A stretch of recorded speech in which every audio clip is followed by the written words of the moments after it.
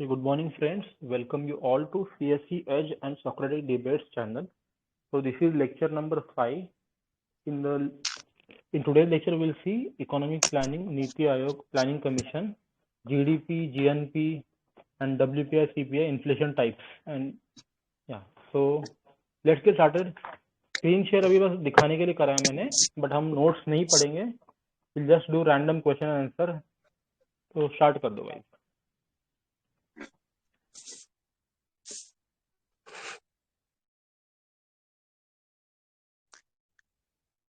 Start करें. हाँ start. अभी जो जिन लोगों ने यूपी पीसीएस 2021 दिया होगा उसमें भी ये क्वेश्चन आया था कि what is great reset initiative और ये किसका है. एनीवन? World China. नहीं. ये वर्ल्ड इकोनॉमिक फोरम का है. तो दिस इज रिगार्डिंग कैपिटलिज्म. इन्होंने मतलब WEF के जो फाउंडर हैं क्लॉज श्वाब, उन्होंने कहा था कि we need to reset the capitalism and उसके बिजनेस मॉडल्स. तो ये अभी जो लेटेस्ट यूपी पीसीएस हुआ था उसमें भी ये चीज आई थी कि किसका प्रोग्राम है ये ग्रेट रीसेट. ये ऑप्शनल से भी बहुत रिलेटेड है. मैंने इससे रिलेटेड 2 आर्टिकल रात को डाले हैं अभी 4 बजे ही अपने ग्रुप में. ये बहुत फोकस में आएगा. हाँ, क्योंकि उसमें मतलब वर्ल्ड इकोनॉमिक फोरम के फाउंडर हैं, but we should not digress from the point. यही मतलब इस पेपर के लिए तो इतनी यूटिलिटी है. हाँ, लेकिन वही PSIR में भी यूज हो जाएगा. हाँ, ओके आगे मूव करते. इसमें ना यार ये टॉपिक पे बहुत सारे फॉर्मूले मैंने ना सोच के रखा था कि ये फॉर्मूले पे क्वेश्चन पूछ सकते हैं. ये कल हम लोग डिस्कस भी कर रहे थे. लेबर फोर्स पार्टिसिपेशन रेट का फॉर्मूला क्या है?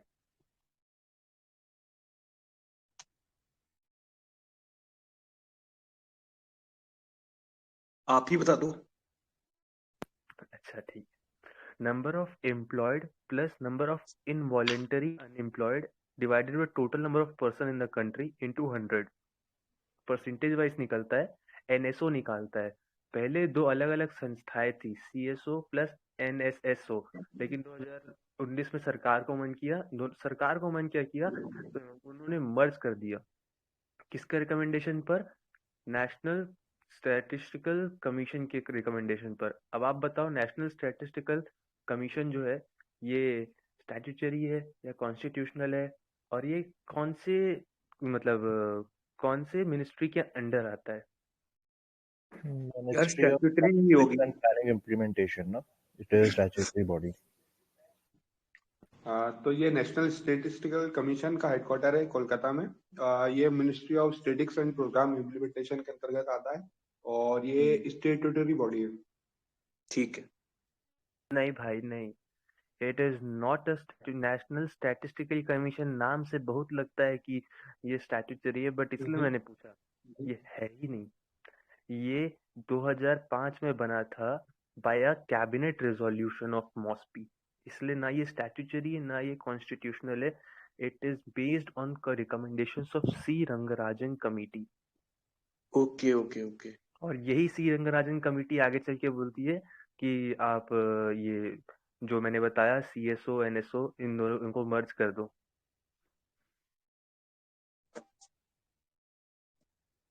ये टॉपिक क्वेश्चन है यार. मतलब इसमें ऐसा है ना कि हल्का सा भी अगर ऐसा लगे नेशनल स्टैटिस्टिकल कमीशन, नहीं स्टैट्यूटरी है ही नहीं. हाँ मतलब it was seeming like statutory only. वही चक्कर है. That is the reason why I asked. ना गुड क्वेश्चन. और फॉर्मूला बेस्ड पूछूं? हाँ यार इसमें ना 3 ही फॉर्मूला बेस्ड क्वेश्चन है. एक आया अनएम्प्लॉयमेंट रेट का फॉर्मूला.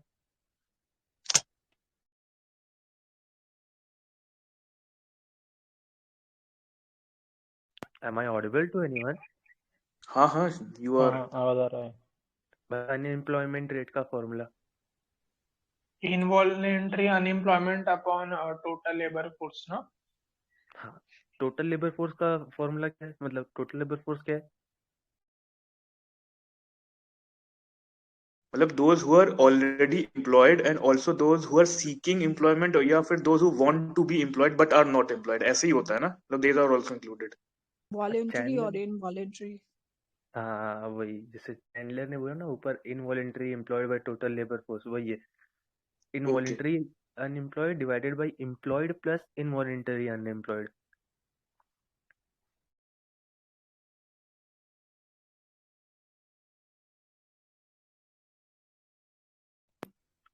कोई और भी इसमें पूछ शायद रहा एक है? और कंसेप्ट है ना इसमें, current weekly status and current daily status. ये क्या होता है? एनएसओ ही निकालता है आई गेस।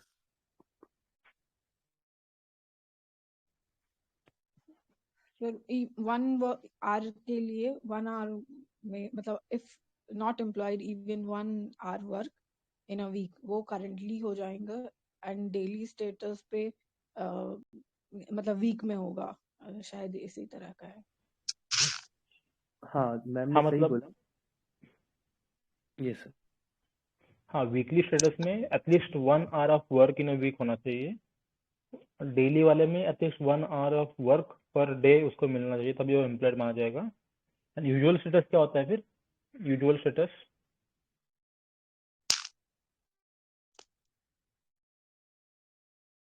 यूजुअल में मेजॉरिटी ऑफ द ईयर हो जाएगा,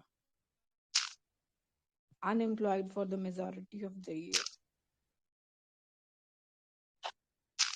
इसमें ना फॉर्मूला जैसा कुछ याद रखने लायक नहीं है, बस 2 कीवर्ड्स हैं यूजुअल स्टेटस में, हम रट सकते हैं।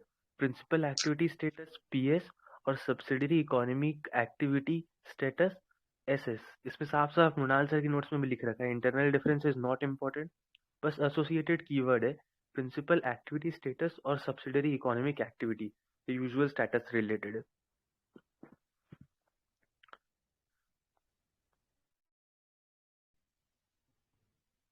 ठीक है। अच्छा, टाइप ऑफ अनएम्प्लॉयमेंट भी बता दो कोई।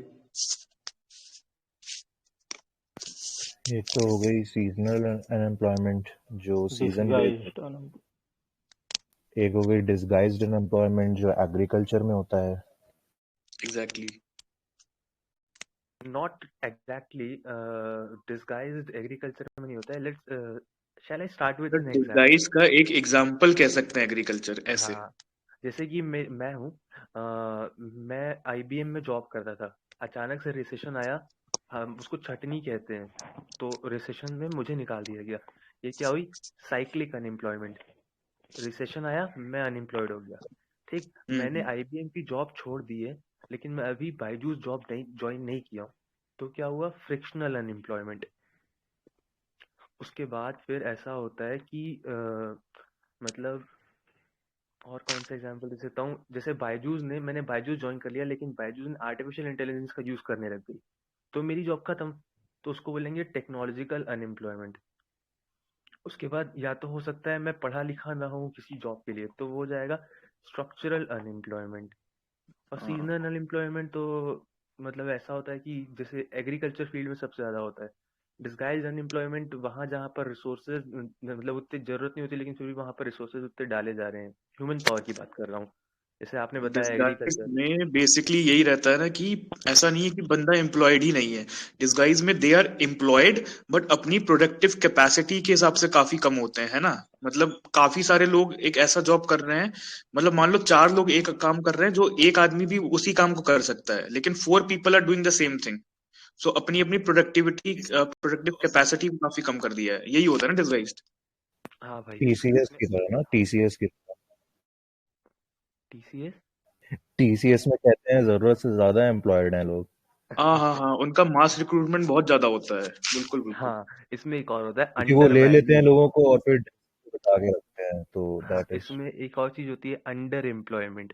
मतलब कि मैं अंडर मतलब मेरे यूज ही नहीं किया जा रहा है, मैं ओवर क्वालिफाइड हूँ इस जॉब के लिए। जैसे कि एक एमटेक किया हुआ बंदा चने बेच रहा है, तो क्या हाँ होगा? हाँ, under employed. Got it got it.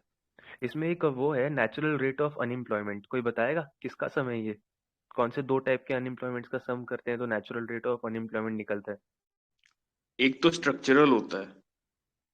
Like should be frictional and structural. I mean, yeah. हाँ सही है। थोड़ा और इंटेंस बनाते हैं ना, मतलब बस और ज्यादा क्वेश्चंस का वो बढ़ाते हैं क्वांटम। एक वो जो वर्ड सुना बढ़ते होगा, जाएंगे गिग आगे वर्कर एंड प्लेटफॉर्म वर्कर। हाँ हाँ, अभी मेंस में गिग भी आया था वर्कर ना एंड गिग। प्लेटफॉर्म वर्कर क्या होता है वो? इनफॉर्मल में गिग आते हैं तो ना, पहले बात तो ये। मतलब तीन चार चीजें हैं इसमें, देखो। एक तो फॉर्मल वर्सेस इनफॉर्मल क्या होता है, ऑर्गेनाइज वर्सेस अनऑर्गेनाइज क्या होता है, and gig worker platform worker क्या होता है। डिफरेंस बता जा रहा हूँ मैं सब में। जो ट्रेड यूनियन के साथ ईपीएफओ ईएसआईसी के साथ जुड़ा हुआ है वो हो जाएगा ऑर्गेनाइज, जो नहीं जुड़ा है वो हो जाएगा अनऑर्गेनाइज्ड। फॉर्मल यानी कि जो फॉर्मल इकोनॉमी से कनेक्टेड है वो हो जाएगा फॉर्मल, और जो अनफॉर्मल है वो जैसे कि रिलायंस कंपनी का ड्राइवर हो सकता है वो इनफॉर्मल हो, तो वो इनफॉर्मल एम्प्लॉय हो जाएगा।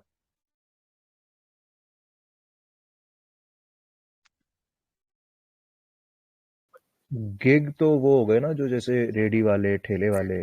जोमेटो वाले। जोमेटो वाले। स्विगी जोमेटो वाले भी हो गए। वो ओके तो ओके। प्लेटफॉर्म वर्कर्स हो गए ना, वो तो स्विगी जोमेटो वाले आई गेस। और उसमें भी ऐसा रहता है कि स्विगी जोमेटो वाले लोग का मतलब उतना ज्यादा यार ऑनलाइन इतना ज्यादा वो हो जाता है लोगों को कंपनी का, तो उसमें ना कुछ ऑर्गेनाइज्ड अनऑर्गेनाइज्ड का सेग्रीगेशन उतना ज्यादा है नहीं, मतलब कि उन लोगों को भी कुछ बेनिफिट्स मिलता है तो आप उसको एक पार्टीशन नहीं कर पाओगे जोमेटो वाले को।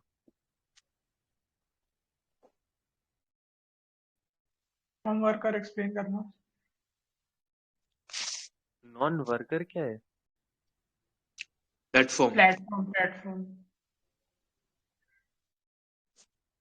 प्लेटफॉर्म में आते हैं ना, प्लेटफॉर्म में आते हैं ना डिलीवरी वाले जो होते हैं। करेक्ट करेक्ट, वो प्लेटफॉर्म में आएंगे।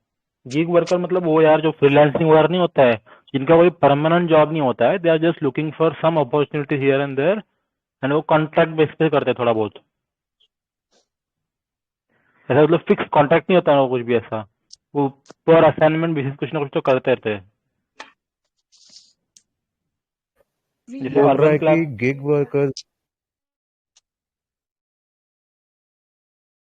Gig workers are independent contractors, online platform workers, contract firm workers, on call workers and temporary workers, ये सारे मिला के गिग वर्कर्स हैं। तो इसमें प्लेटफॉर्म भी आ रहे हैं। ओके ओके, वही चीज।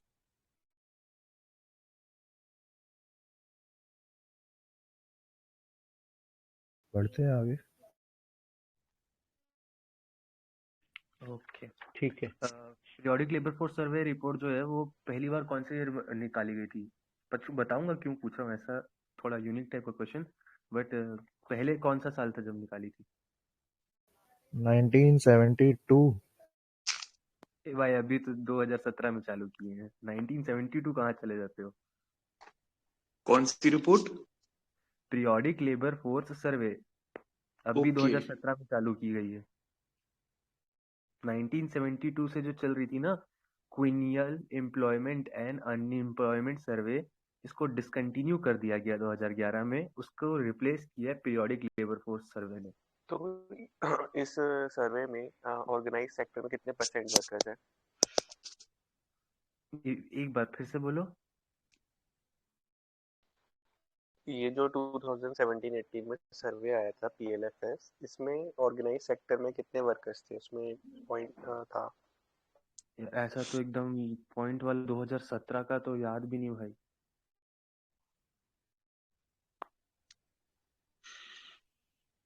आप बता दो। फॉर्मल में ना उसमें 9% थे और इनफॉर्मल में 10। तो बेसिकली ना यही सबसे क्रक्स वाली बात थी इस सर्वे की कि 80% of the workforce is in informal sector. In fact 90% अगर हम अनऑर्गेनाइज्ड और ऑर्गेनाइज्ड को मिला देना तो 90% of the workforce is in basically अभी भी 90% ऑलमोस्ट इनफॉर्मल सेक्टर में काम करती है।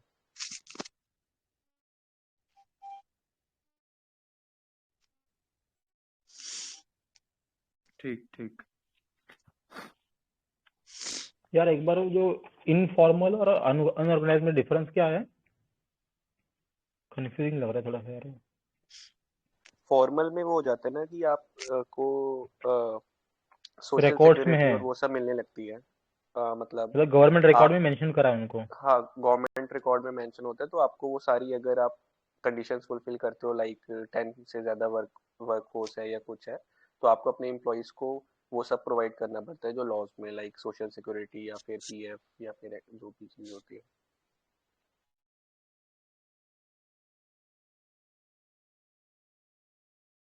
ठीक है, एक क्वेश्चन था अनऑर्गेनाइज सेक्टर के बारे में इंडिया के, सीडीएस में पूछा गया है, ट्रू एंड फॉल्स बताना है। ठीक है, labour is more in number than that in the organise sector. हाँ ये तो मतलब ट्रू है। ऑर्गेनाइज्ड। ठीक है, हाँ नेक्स्ट है थोड़ी जॉब सी बताऊँ सिक्योरिटी। कितनी है, 80 ऑलमोस्ट 80% ना अनऑर्गेनाइज सेक्टर में है, और ऑलमोस्ट 19-20% ऑर्गेनाइज में। ओके, ठीक है। नेक्स्ट सेकंड है job security and work regulation are better in unorganise sector. False. ठीक है, there are third statement, they are usually not organized into trade unions. True. Okay, तो ये बेसिकली डेफिनेशन अनऑर्गेनाइज सेक्टर का है ना ये। हाँ सर, उसी के फीचर्स हैं। ठीक है, फोर्थ है workers are usually employed for a limited number of days. या ट्रू। ट्रू। ठीक है, तो आंसर क्या हो गया, 1, 3 एंड 4। फाइन, नेक्स्ट पूछ लो। इसमें मुझे अनऑर्गेनाइज सेक्टर का मुनाई के हैंडआउट में छोटा सा डेफिनेशन मिला। An unorganized sector is a firm that is not registered under any law as shop establishment, factory, company, statutory, मतलब कहीं भी recognized मतलब नहीं है, registered नहीं है लॉ के हिसाब से, तो वो अनऑर्गेनाइज्ड हो जाएगा।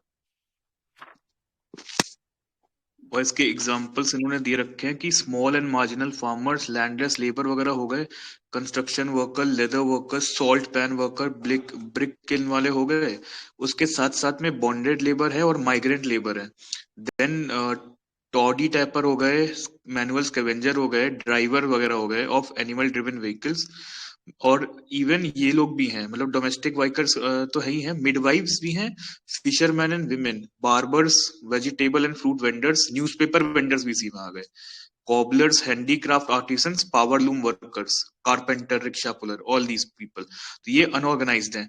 लेकिन इनफॉर्मल वाले में बस क्या चीज है कि person who is not in the formal records या contract of a firm, so he could be in unorganise sector as well, and he could even be in an organise sector. तो ये चीज डिफरेंस है, मतलब informal के अंदर अपना organise भी आ सकता है और अनऑर्गेनाइज भी आ सकता है, और इनफॉर्मल के अंदर जो ऑर्गेनाइज आएगा उसका एग्जांपल है ड्राइवर, सिक्योरिटी गार्ड, चौकीदार, या फिर जैसे कोई बता रहा था कि रिलायंस के अंदर आप अगर कोई इस टाइप की पोस्ट, जैसे गार्डनर वगैरह, तो ये आ जाएगा ऑर्गेनाइज वर्कर। लेकिन organise worker in an informal sector, इस टाइप से, मतलब ये मृणाल में ही लिखा हुआ है। अच्छा, कोई पोर्टल है क्या अनऑर्गेनाइज वर्कर्स के लिए? हाँ हाँ, अभी आया है ना, ई श्रम पोर्टल आया था।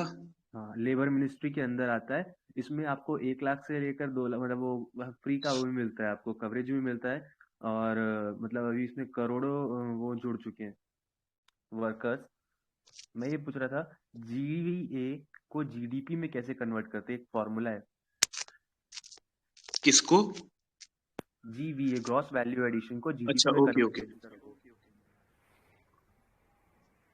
हैं? यार आप उसमें इनडायरेक्ट टैक्स और सब्सिडी माइनस कर दो, नेट टैक्स करके ना दे रखा है। हाँ भाई, वही पूछ रहा हूँ, मतलब जीवीए को जीडीपी में कन्वर्ट करने का फॉर्मूला।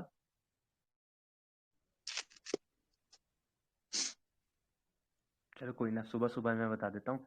जीवीए जो है जीडीपी में कन्वर्ट ऐसे होता है, ये जीडीपी एट करंट प्राइसेस की बात कर रहा हूँ मैं।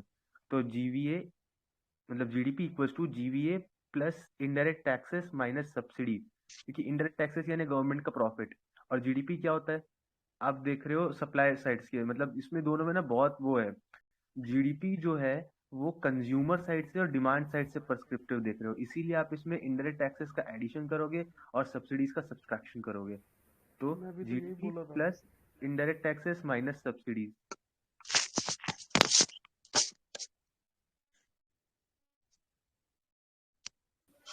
GDP is equals to GVA plus indirect taxes minus subsidies, right? हाँ, इसका मॉडिफाइड फॉर्मूला ये भी है, GDP equals to GVA plus net taxes. Net taxes बोले तो इनडायरेक्ट टैक्सेस माइनस सब्सिडी, कि कितना नेट टैक्स गया। अगर सब्सिडी ज्यादा हो जाएगी और इनडायरेक्ट टैक्सेस कम रहेंगे, इसका मतलब नेट टैक्सेस माइनस में चला जाएगा।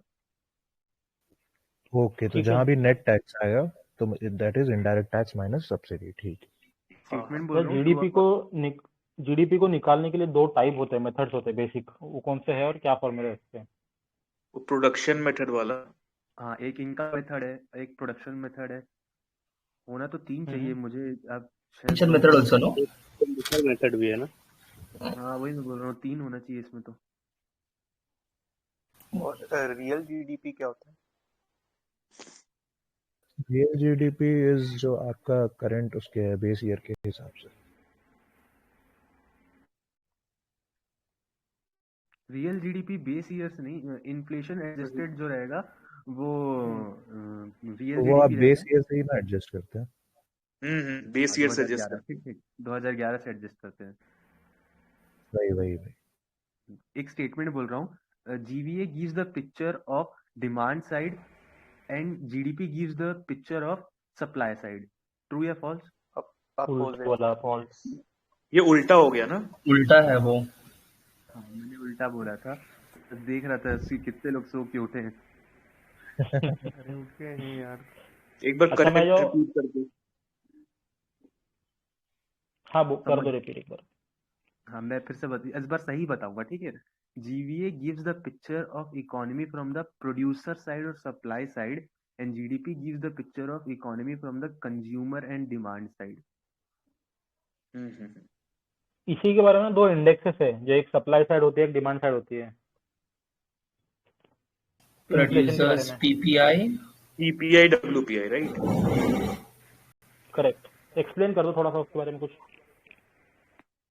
तीन है ना, तीन लेवल पे, एक प्रोडक्शन लेवल पे पीपीआई है, फिर होलसेल लेवल पे ये डब्ल्यूपीआई और रिटेल लेवल पे कंज्यूमर प्राइस इंडेक्स।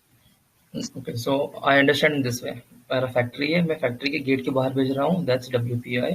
अगर फैक्ट्री से मैं बीच में एक इंटरमीडिएट शॉप चाय की टपरी पे रुका हूँ, एंड देन चाय का टपरी वाले को चाहिए वो product, that be PPI, and if I go to the end product बाजार में, that be your CPI। Am I right? Wholesaler level तक ऐसे करके याद रखिए ना, कि जब तक होलसेल लेवल तक आता है तब तक WPI है, और उसके बाद जब वो कंज्यूमर लेवल में जैसे ही घुसा इट बिकम PPI। एग्जैक्टली। ठीक है। व्हाट्स द एग्जैक्ट डिफरेंस, मतलब इसमें कोई कौन निकालता है, क्या डिफरेंस है इसमें? और WPI निकालता है आपका office of the economic adviser, and CPI आपका निकालता है NSO। CPI के अंदर सीपीआई में जितने है ना लेबर ब्यूरो निकालती है, बाकी एनएसओ लेबर ब्यूरो निकालती है यार शायद। नहीं, आप ओवरऑल जब मेंशन करते हो ना तो NSO आता है, बट उसके अंदर 4 तरह के CPI होता है, लेबर, इंडस्ट्रियल वर्कर, ऐसे इंडस्ट्रियल वर्कर्स, एग्रीकल्चरल लेबर्स, ऐसे करके। तो उसमें से कुछ लेबर ब्यूरो निकालता है, ओवरऑल CPI लेबर ब्यूरो नहीं निकालता है ना। मैं बोलता हूँ तीनों निकालती है वो एनएसओ, और food consumer food price index भी एनएसओ निकालती है, एग्रीकल्चर लेबर, इंडस्ट्रियल लेबर, और एक है अर्बन का कुछ वो निकालती है ये लेबर ब्यूरो। हाँ। ठीक है, तो इनके मिनिस्ट्रीज कौन सी है? NSO, लेबर ब्यूरो, WPI हो गई आपकी, मोस्पी होगी ना सर। WPI का बेस बोलिए सर, बोलिए। हाँ, NSO जो है मॉस्पी के अंदर आता है, DPIIT कॉमर्स मिनिस्ट्री के अंदर आएगा, and labour bureau labour ministry के अंदर आएगा। हाँ, अब बेस ईयर का बताओ, कौन बता रहे थे? Sir base year of WPI is 2011 and 12 sir, और CPI का sir it is 2012। Technical recession क्या होता है? टेक्निकल रिसेशन जब GDP कंटिन्यूसली 2 बार से नेगेटिव ग्रोथ रेट में आती है तो वो टेक्निकल रिसेशन हो जाता है। 2 कंसेक्यूटिव क्वार्टर्स में ना, कंसेक्यूटिव क्वार्टर्स या हाँ वही 2 दो बार है से 3 है। कंटिन्यूसली नेगेटिव में जाती है तो वो रिसेशन हो जाता है। नहीं, नेगेटिव में नहीं जाती है, ग्रोथ रेट नेगेटिव में जाती है, not GDP entirely. Right. Expansionary phase क्या होता है? बूम पीरियड जहाँ जीडीपी के टर्म्स में हाँ जब ग्रोथ रेट इंक्रीज होता है। ये 2 क्वार्टर्स के बीच में हम वो करते हैं कंपैरिजन। अच्छा, अगर हम जीडीपी में क्या माइनस कर दें कि हमें एनडीपी नेट डोमेस्टिक प्रोडक्ट मिल जाए, डिप्रिशिएशन। और जीडीपी में क्या ऐड करते हैं कि जीएनपी आ जाता है? बाहर से जो लोग भेजते हैं वो वाला शायद क्या? हाँ, net factor income net from factor employ. Net factor income, हाँ।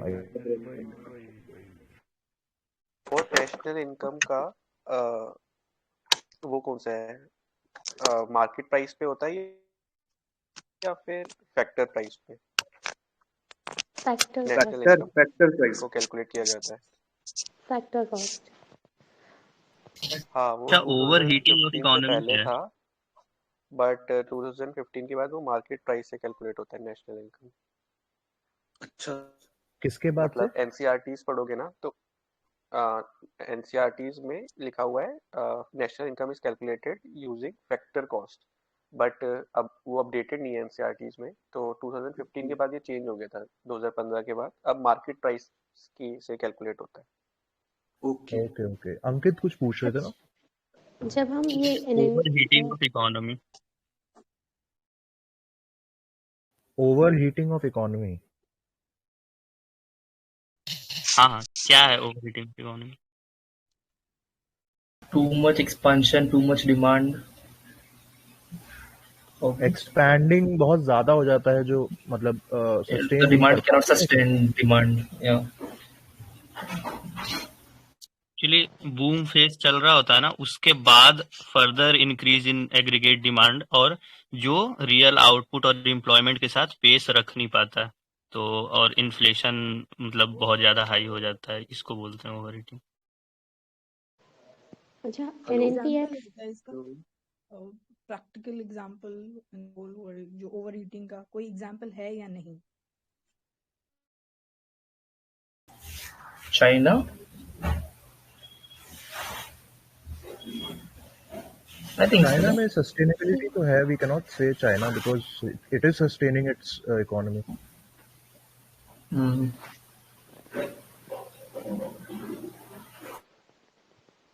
Venezuela.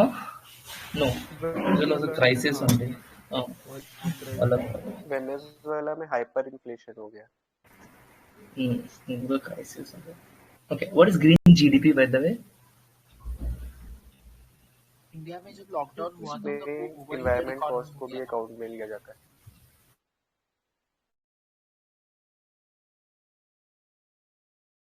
यार एक वो था ना जिसमें WPI I guess doesn't includes the services and CPI yes includes services. CPI includes services, WPI does not. And what about PPI? Producers Price Index?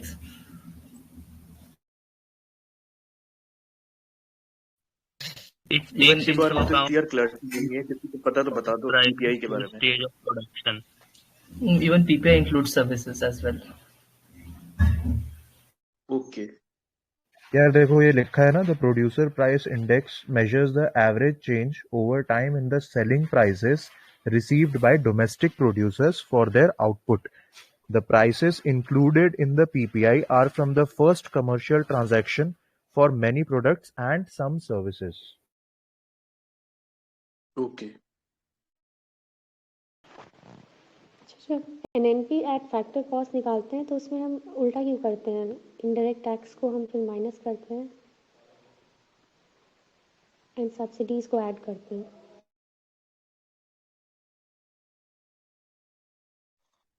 बता दो ma'am, आप ही बता दो।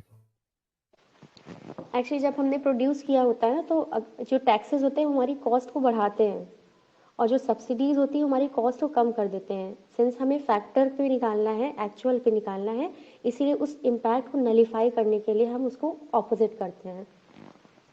Okay, okay. Somebody was mentioning about green GDP ना, तो वो चीज complete नहीं हुई ना? Yes, yes. Green GDP is nothing but GDP minus waste or degradation of natural resources.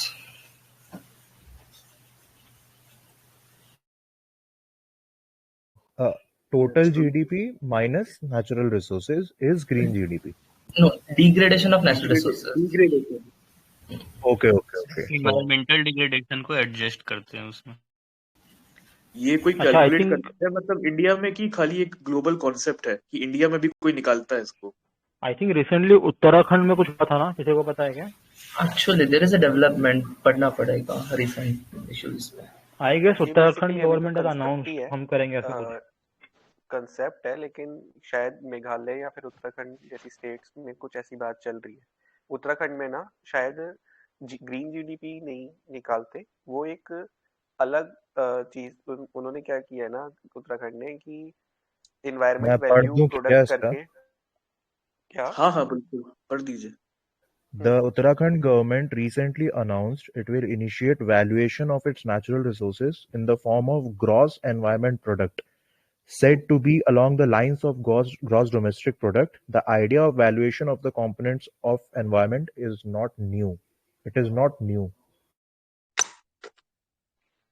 ये उल्टा है ग्रीन जीडीपी के, बताओ क्यों? क्योंकि ये उसमें ऐड कर रहे हैं कि ये उन्होंने जो Exactly. वैल्यू, हाँ ये उसमें वैल्यूज जो उन्होंने वो एनरिच किए ना इन्वायरमेंट में के अंदर, तो ये उसको ऐड करते हैं। ग्रीन जीडीपी में उल्टा होता है, उसमें डिग्रेडेशन सब्ट्रैक्ट हो कॉस्ट को जाता है। माइनस किया जाता है। हाँ। एक टर्म है पेंट अप डिमांड, उसका क्या मीनिंग है?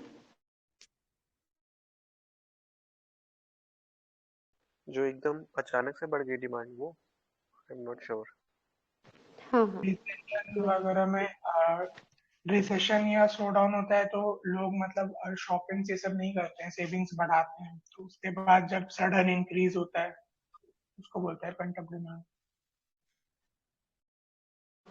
एक और टर्म है हिस्टेरिसिस या मास हिस्टेरिया आई गेस, उसका क्या मीनिंग है इकोनॉमिक हिस्टेरिसिस टर्म्स का में? मतलब होता है कि कोई भी कुछ पॉलिसी हुई, कुछ हुआ तो उसका लॉन्ग टर्म इम्पैक्ट पड़ जाता है, मतलब एक छाप छूट जाती है और वो आगे तक चलते ही रहता है। राइट। अच्छा, WPI को क्यों नहीं कंसीडर करते इन्फ्लेशन मेजर करने की? क्योंकि बिकॉज आपकी इन्फ्लेशन फूड बास्केट वो नहीं होती ना, मेन जो कंपोनेंट्स होते हैं इन्फ्लेशन के, तो वो आरबीआई देखता है कि हमें उन पे टारगेट करना चाहिए जो कंज्यूमर को डायरेक्टली हिट करे, तो वो सीपीआई में मिलते हैं उनको वो सारे कंपोनेंट्स। बस उसमें सर्विसेज भी नहीं होता है। हाँ, 2-3 रीजंस है। एक तो मतलब 2 तो जो आप दोनों ने बताया, और एक है कि कुछ वोलाटाइल प्रोडक्ट मतलब ये कमोडिटीज हैं जो WPI में रहते हैं, जैसे कि फ्यूल, मतलब जिनका जो ये है कॉस्ट है वो अपने कंट्रोल में या अपने वो नहीं रहता। और तीसरा है ना कि WPI जो है वो टैक्सेस को, अच्छा, इनडायरेक्ट ग्लोबल टैक्सेस को रिस्क कंसीडर रिपोर्ट नहीं कौन करता। निकालता है? क्या? Global risk report. WEF. Yes correct. Difference between core and headline inflation बताइए। ये सीपीआई के टर्म्स में होता है ना? जी। तो फूड एंड जो फ्यूल। हेडलाइन वाला ये होता दोनों में होता है। उसमें तो है जी। हाँ सब में होता है ये concept. Okay food and fuel WPI and core CPI में। दोनों में होते हैं। ओके तो हाँ। हेडलाइन वाले में तो सब आ जाता है, और आई थिंक कोर वाले में फूड हटा देते हैं। Food and fuel volatile food and fuel, yes बता दे। हाँ, ओके। दोनों। मैंने तो इसको ऐसे याद रखा है कि कोर मतलब छोड़, क्या क्या छोड़ना है, फूड एंड एनर्जी छोड़। हाँ एक छोटा सा रैपिड फायर जैसा करते हैं। हाँ प्लीज मैम बोलिए। हाँ गो अहेड। ओके, एक छोटा सा रैपिड फायर जैसा करते हैं। आपको बेस ईयर बताना है, ठीक है? मैं जो भी इन्फ्लेशन इंडेक्स बताऊंगा उसका बेस ईयर बताना है। कुछ मिनिस्ट्री नहीं, वो कौन सा बेस ईयर यूज करते हैं उसमें बताना है। Wholesale price index 2011। 11-12। Industrial worker index CPI at industrial workers 16। ठीक है। CPI rural labours, agricultural labours Very old. I don't 1986। remember the date.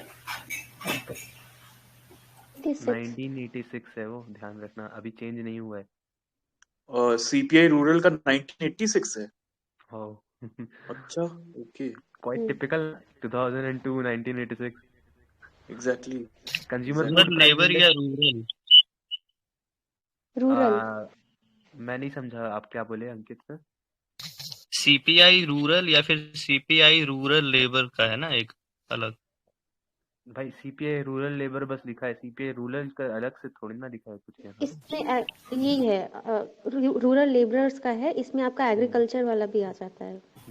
और सीपीआई रूरल है वो एक रूरल ठीक है, अर्बन नहीं ऑल इंडिया ये अलग सीपीआई निकलता है है ना 2000। एनएसओ निकालती है रूरल अर्बन हाँ और कंबाइंड, तो उसका 2012 है। एक कंज्यूमर फूड प्राइस इंडेक्स का भी वो बता दो बेस ईयर। 2016 ना 12 2016 नहीं है, 2012 है, नहीं है ना? सही था। अच्छा, एक स्टेटमेंट है, the weightage of food in CPI is higher than that in WPI. Yes yes, true true true. और एक क्वेश्चन आया था 2015 में, impact of tax to GDP ratio. Tax to GDP ratio क्या होता है? टोटल जितना टैक्स गवर्नमेंट ने रिसीव किया है डिवाइडेड बाय जीडीपी।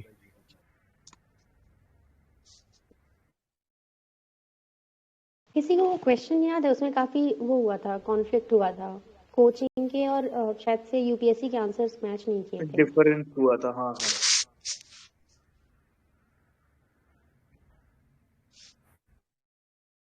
ठीक है, मैं चेक करके बताती हूँ। कंपोनेंट्स ऑफ डब्ल्यूपीआई,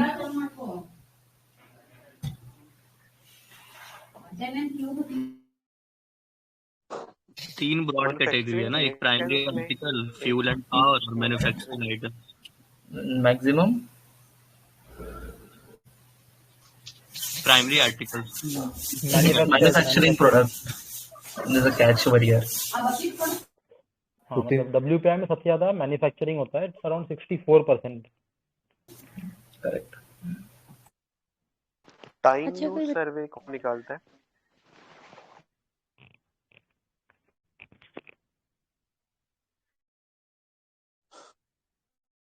क्या? सॉरी सर, सुना नहीं मैंने। टाइम यूज सर्वे एनएसओ तो पहली बार सुना यार। हाँ, ये इम्पोर्टेंट है। मतलब मेरे ख्याल से मोस्टली जो भी सर्वेज हैं यही निकालता है ना, मतलब अगर कुछ नहीं समझ में आ रहा है तो। हाँ मैम, यही मैंने भी देखा है। हाँ, इकोनॉमिक्स, क्योंकि एनएसओ में ना बहुत कुछ आ ही गया है अंडर। अब ये एनएसओ में सब कम वो हो गया है एक तरीके का।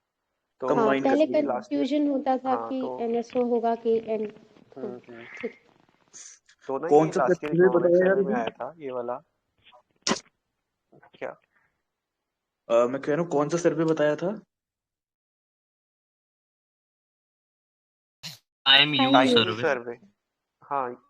अच्छा, एनएसओ किस किस को मर्ज करके बनाया है? इकोनॉमिक्स सर्वे में आया था सीएसओ और एनएसएसओ। एनएसएसओ को 2019 में मर्ज किया गया है। ओके, एक सर्वे है इन्फ्लेशन एक्सपेक्टेशन सर्वे, वो किसका है? ये आरबीआई निकालती होगी। करेक्ट, आरबीआई का है ये, क्वार्टरली सर्वे होता है। एंड आरबीआई एक और सर्वे, एक और है उनका, banking business service price, banking business service price. ठीक, जो भी इन्फ्लेशन से रिलेटेड सर्विस है वो सब आरबीआई निकालेगा, या बैंकिंग से रिलेटेड कोई भी कंप्लायंस नॉर्म्स या कुछ भी। आरबीआई का वो भी है ना, फाइनेंशियल इंक्लूजन इंडेक्स, जो अभी आया है 2021 में। कोई बताओ जरा, index of industrial production. Commerce ministry निकालती है ना? नहीं, मतलब what about IIP, like IIP के फीचर्स, या मैं बता दूं? उसमें आई थिंक टॉप कुछ इंडस्ट्रीज हैं जिनका वो कंसीडर किया जाता है। ओके, बता दूं क्या मैं? ओवरऑल एक दे दूं? हाँ बता दो। Okay. Index of industrial production है बेसिकली आपकी इंडस्ट्री ग्रोथ के लिए होता है इकोनॉमी में, है ना। And it is measured, compiled and published monthly. ये याद रखिएगा, ये हर मंथ आता है central statistics organisation under ministry of statistics and programme implementation. ठीक है, ये एक कॉम्पोजिट इंडिकेटर है जिसके अंदर दो होता है, broad sectors and use based sectors. तो ब्रॉड सेक्टर्स में आपके आ गए माइनिंग, मैन्युफैक्चरिंग एंड इलेक्ट्रिसिटी, और यूज बेस्ड सेक्टर्स हो गए basic goods, capital goods and intermediate goods. इसका बेस ईयर है 2011 2012 एंड इसमें बेसिकली जो सबसे ज्यादा वेटेज होता है वो आपकी जो 8 कोर इंडस्ट्रीज है ना, उनका 40% वेटेज होता है इसमें। Yes yes yes. हाँ, वो क्वेश्चन जो मैं पूछ रही थी 2015 का था, a decrease in tax to GDP ratio of a country indicates which of the following. पहला ऑप्शन है स्लोइंग इकोनॉमिक ग्रोथ रेट्स, दूसरा है less equitable distribution of national income.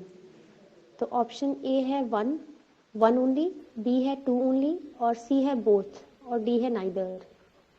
इसका ma'am option official repeat meaning करेंगे क्या? बहुत मारा था ना। Option repeat. हाँ, पहला ऑप्शन है स्लोइंग इकोनॉमिक ग्रोथ रेट्स, दूसरा है less equitable distribution of national income. तो वन पे मुझे तो तो कोई दोनों डाउट ही नहीं लग है। रहा लग रहा है पहला तो सही बी है। Only. What's the official answer? Actually, there is a confusion. Either A or C. Mohit, do you remember this question? नहीं, इसमें ए ओनली थोड़ा लग सा रहा है। हाँ ये ना ये क्वेश्चन में प्रॉब्लम क्या थी कि जो ये क्वेश्चन में जो ऑफिशियल आंसर की मुझे जितना याद आ रहा है ना, ए होगा, ए ओनली दे रखा है। वन हाँ, ओनली। वन ओनली है हाँ ना। तो हाँ वो मतलब ना एक क्या होता है कि इसमें पर्सपेक्टिव भी होता है कि आपने इकोनॉमिक्स में ना क्या होता है कि जब एक एग्जामिनर क्वेश्चन बनाता है तो वो किन किन चीजों को एज्यूम कर रहा है, कांस्टेंट मान रहा है, वो डिपेंड करता है। तो कई बार हम एज अ स्टूडेंट मतलब एज अ मतलब जो पेपर दे रहे हैं वो कई चीजों को एज्यूम कर अकाउंट में ले लेते हैं, तो वहां पर प्रॉब्लम शुरू हो जाती है इकोनॉमिक्स में कि वो इस अगर बार अकाउंट में ले क्वेश्चन लिया था तो ना आंसर एक चेंज हो गया। इस बार था ना एक एफडीआई वाला क्वेश्चन, उसने एफपीआई विद सर्टेन नॉर्म्स कर रखा था। एग्जैक्टली हम्म। सबसे कंफ्यूजिंग तो वही चीज थी कि एफआईआई विद सर्टेन और कंडीशन इसमें दे रखा है। अब वो कितना वो कंसीडर कर रहा है वो पता ही नहीं चल रहा है ना। हाँ तो इसमें ना ये वो क्वेश्चन को ना बस कंसेप्ट समझ में आना चाहिए। ये क्वेश्चन थोड़ा अगर नहीं भी मतलब वो हो रहा, बस कंसेप्ट इसमें क्लियर होने चाहिए। बट अब वो ए है तो है, अब उस उन्होंने माना है तो माना है।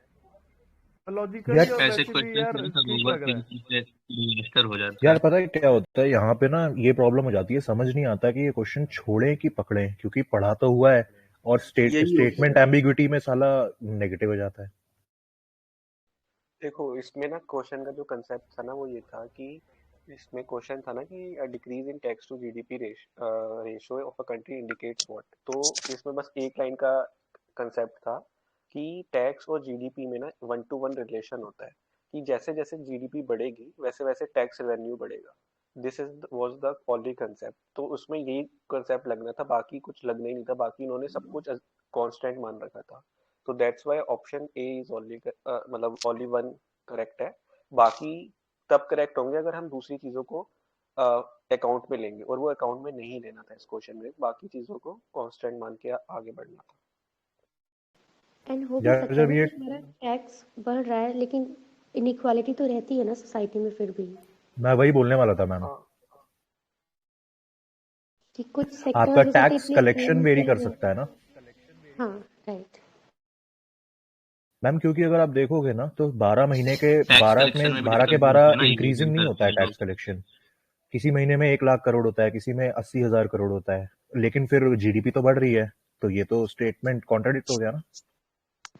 और हो सकता है कि मतलब काफी इनइक्वालिटी हो, जो बड़े लोग हैं वो काफी टैक्स दे रहे हो, लेकिन इसका ये गारंटी तो नहीं देगा ना कि इनकम फिर नीचे लेवल पे भी हम वो नहीं करेंगे। नहीं, मैं यही तो बताने की कोशिश कर रहा हूँ कि इकोनॉमी में कभी भी क्वेश्चन सॉल्व करते टाइम रियल एग्जांपल्स को मत कंसीडर करना कि इंडिया में ऐसा हो रहा है तो ऐसा है। इकोनॉमी में कंसेप्ट्स को बस ध्यान देना होता है कि अगर जैसा है जीडीपी उसको बढ़ी वैसे तो ही पढ़ो। टैक्स रेट बढ़ेगा। हाँ, और अगर हम ये देखेंगे ना इंडिया में तो अब वो दूसरे फैक्टर्स कंसीडर हो जाएंगे ना कि we have low tax base, we have tax मतलब टैक्स की चोरियां होती हैं, वी हैव टैक्स इवेजन होता है, टैक्स अवॉइडेंस होता है, तो वो कंसीडर नहीं करना होता जब हम एक क्वेश्चन को सॉल्व करते हैं एक मतलब हमें इन पेपर में जनरल पेपर। देखना होता है, अपनी कंट्री हाँ स्पेसिफिक बैकग्राउंड को हटा देना होता है, राइट। हाँ, तो अगर ठीक है इंडिया में ठीक देखेंगे वो तो फिर बहुत सारे फैक्टर्स आ जाएंगे कि क्या बिल्कुल पता बिल्कुल हमने टैक्स ढंग से कलेक्ट ना किया हो, क्या पता हमने टैक्स दिया ना हो, वो चीजें नहीं काउंट करनी, हमें ये काउंट करना है कि जीडीपी बढ़ेगी तो टैक्स रेवेन्यू बढ़ेगा, ये पक्का, ये तो मतलब ये कंसेप्ट है कि आप अगर एक छोटी सी इकोनॉमी भी लो ना कि 100 रुपीज का, जैसे लेट्स से हमने 10% का टैक्स लगाया तो 100 जीडीपी है तो 10 रुपए टैक्स कलेक्शन हुआ, और अगर हम 100 जीडीपी बढ़ गई, लेट्स से 100 से 120 हो गई, तो उसका 10% भी 112 रुपीज हो गया, तो टैक्स बढ़ गया, टैक्स एमिएबल रेवेन्यू मैम, बढ़ गया। मैं एमिएबल मैम, एक्चुअली हम लोग जो सोच रहे थे ना वो डायरेक्ट टैक्स सोच रहे थे, लेकिन आप अगर ये सोचिए कि अगर जीडीपी बढ़ेगा तो इनडायरेक्ट टैक्स तो बढ़ेगा ही बढ़ेगा, तो वो भी तो टैक्सेशन में ही आ रहा है ना। वही मैं समझ गई, वो डायरेक्ट बस उसका वो देखना है। इनकम टैक्स तो डायरेक्ट टैक्स हो गया ना। अब let's move on to the next question. वो थोड़ा सा अपन ज्यादा रियल लाइफ में डाइग्रेस कर गए। जैसे किसी ने बोला भी क्वेश्चंस बनाओ तो सिर्फ और सिर्फ इकोनॉमी के कंसेप्ट को देखो, बाकी रियल लाइफ एग्जांपल में क्या हो रहा है क्या नहीं हो रहा है। ऐसे तो बिल्कुल मनी बिल्कुल मल्टीप्लायर इफेक्ट 25 होना चाहिए, लेकिन होता तो 4 ही है। कितना डिफरेंस है, यार इसीलिए थ्योरी एक पे ना बनाते हैं। ऐसी एक रैंडम क्वेश्चन था जो लास्ट ईयर उन्होंने डिलीट किया ना क्वेश्चन, वो बैलेंस ऑफ पेमेंट वाला। बांग्लादेश से हम लोग ज्यादा इंपोर्ट करते हैं कि श्रीलंका से करते हैं, वो मुझे समझ नहीं आ रहा कि उन्होंने डिलीट, याद है किसी को? वो आपको करेंट क्वेश्चन अकाउंट सरप्लस वाला था। यार वो ना सारे स्टेटमेंट सही है, मैंने इकोनॉमिक सर्वे में भी था कि हम बांग्लादेश से ज्यादा जूट मंगाते हैं, उसमें उसमें श्रीलंका। ये हो गया था, उन्होंने लिखा था as per the present state. तो अब वो प्रेजेंट स्टेट किसको मानेंगे ना। हुआ क्या था, उस अक्टूबर में पेपर था ना, उससे पहले जो क्वार्टर के रिजल्ट आए थे ना, उसके अंडर हमारा करंट अकाउंट सरप्लस हो गया था, और ओवरऑल तो डेफिसिट रहता है ना। तो यही चक्कर हो गया था कि जब वो सरप्लस हुआ उसके चक्कर में चेंजेस आ गए थे। तो जो एट प्रेजेंट वाली चीज है ना, उसकी वजह से कंफ्यूजन हो गया है क्वेश्चन में कि एट प्रेजेंट में उन्होंने एक्चुअली माना ना क्या। 2000 से मतलब लास्ट 20 ईयर से ऐसा कभी नहीं हुआ था कि हमारा करंट अकाउंट सरप्लस था, 17 साल लेकिन हो इस हाँ बार हो हाँ गया था, तो उन्होंने क्वेश्चन बनाया था एग्जैक्टली एक जनरल से कि हमारा डेफिसिट ही रहता है, तो एट प्रेजेंट उन्होंने वर्ड यूज कर दिया गलती से। अगर वो यूज नहीं करते तब वो क्वेश्चन सही वैसे हो ही रहता जाता। जैसा था। हाँ वही वो तो हुआ है। सही है। ठीक है एक ठीक है। वॉलेंट्री अच्छा, रिटेंशन रूट मिजरी है। इंडेक्स क्या है?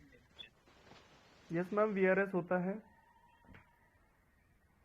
एक वॉलेंट्री रिटेंशन रूट है, वो किससे रिलेटेड है? वो एफपीआई से रिलेटेड है, उसमें एफपीआई। थोड़े रिलैक्स नॉर्म्स रहते हैं इन्वेस्ट, मतलब उसके पैसे अंदर, मतलब देश के अंदर लाने के लिए। फुली एक्सेसिबल रूट क्या है? जहाँ पर कोई लिमिटेशन ना हो। Maximum FDI limits. तो ये किसने स्टार्ट किया था? आरबीआई, सेबी। नहीं, आरबीआई। एक पीवाईक्यू है, इसमें बताएगा which of the following are among the 8 core industries of index of industrial production. Cement industry, आप हाँ ना है बताइएगा सिर्फ ना, मैं ऑप्शन सेवन बहुत है। 1 2। है फर्टिलाइजर है इंडस्ट्री, है ये भी है। Fertiliser. Natural gas industry, yes. Natural gas भी है। कॉमिक बुक इंडस्ट्री, ना। नहीं है। नहीं, टेक्सटाइल इंडस्ट्री। टेक्सटाइल।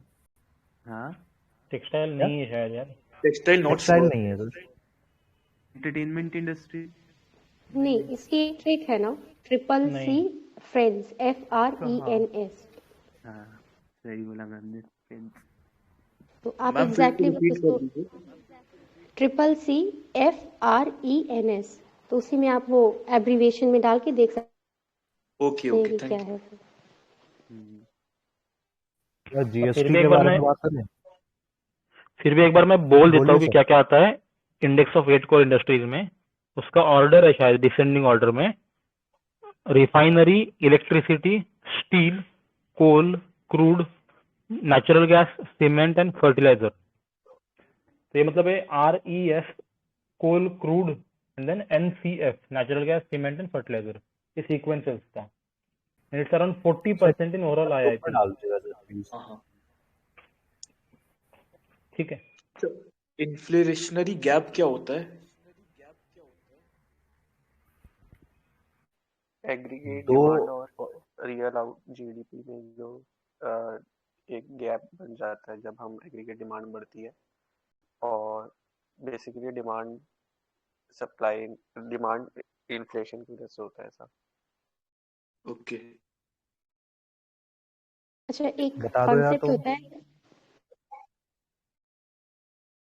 क्या? हाँ हाँ, गो वो अहेड। इन्फ्लेशनरी गैप समझ में नहीं आया, एक बार दोबारा रिपीट कर देंगे एग्जैक्ट डेफिनेशन। एक्चुअल when में मुझे aggregate Indian demand language is में more अच्छे than से आता नहीं है, productive capacity but of economy.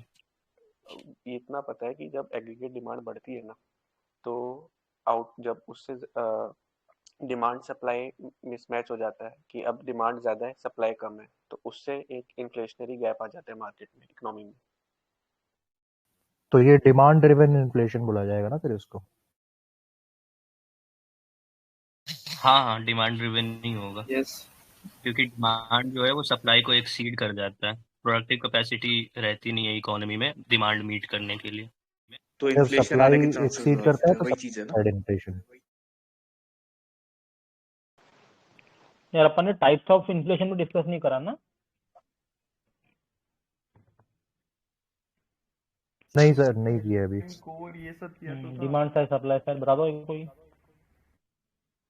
एक होती है कॉस्ट पुश इन्फ्लेशन, जिसे सप्लाई साइड भी बोलते हैं। तो कॉस्ट का मतलब हो गया, जैसे ऑयल का प्राइसेस बढ़ गए, तो ऑयल के प्राइस बढ़ने से जब वो इंडिया में आएंगे इंपोर्ट महंगे हो गए, फिर पेट्रोल महंगा हो गया तो ट्रांसपोर्ट महंगा हो गया, ट्रांसपोर्ट महंगा हो गया तो प्रोडक्ट्स महंगे हो गए। तो वो कॉस्ट बढ़ने की वजह से अगर इन्फ्लेशन आया तो उसे बोला जाएगा सप्लाई साइड या कॉस्ट पुश इन्फ्लेशन।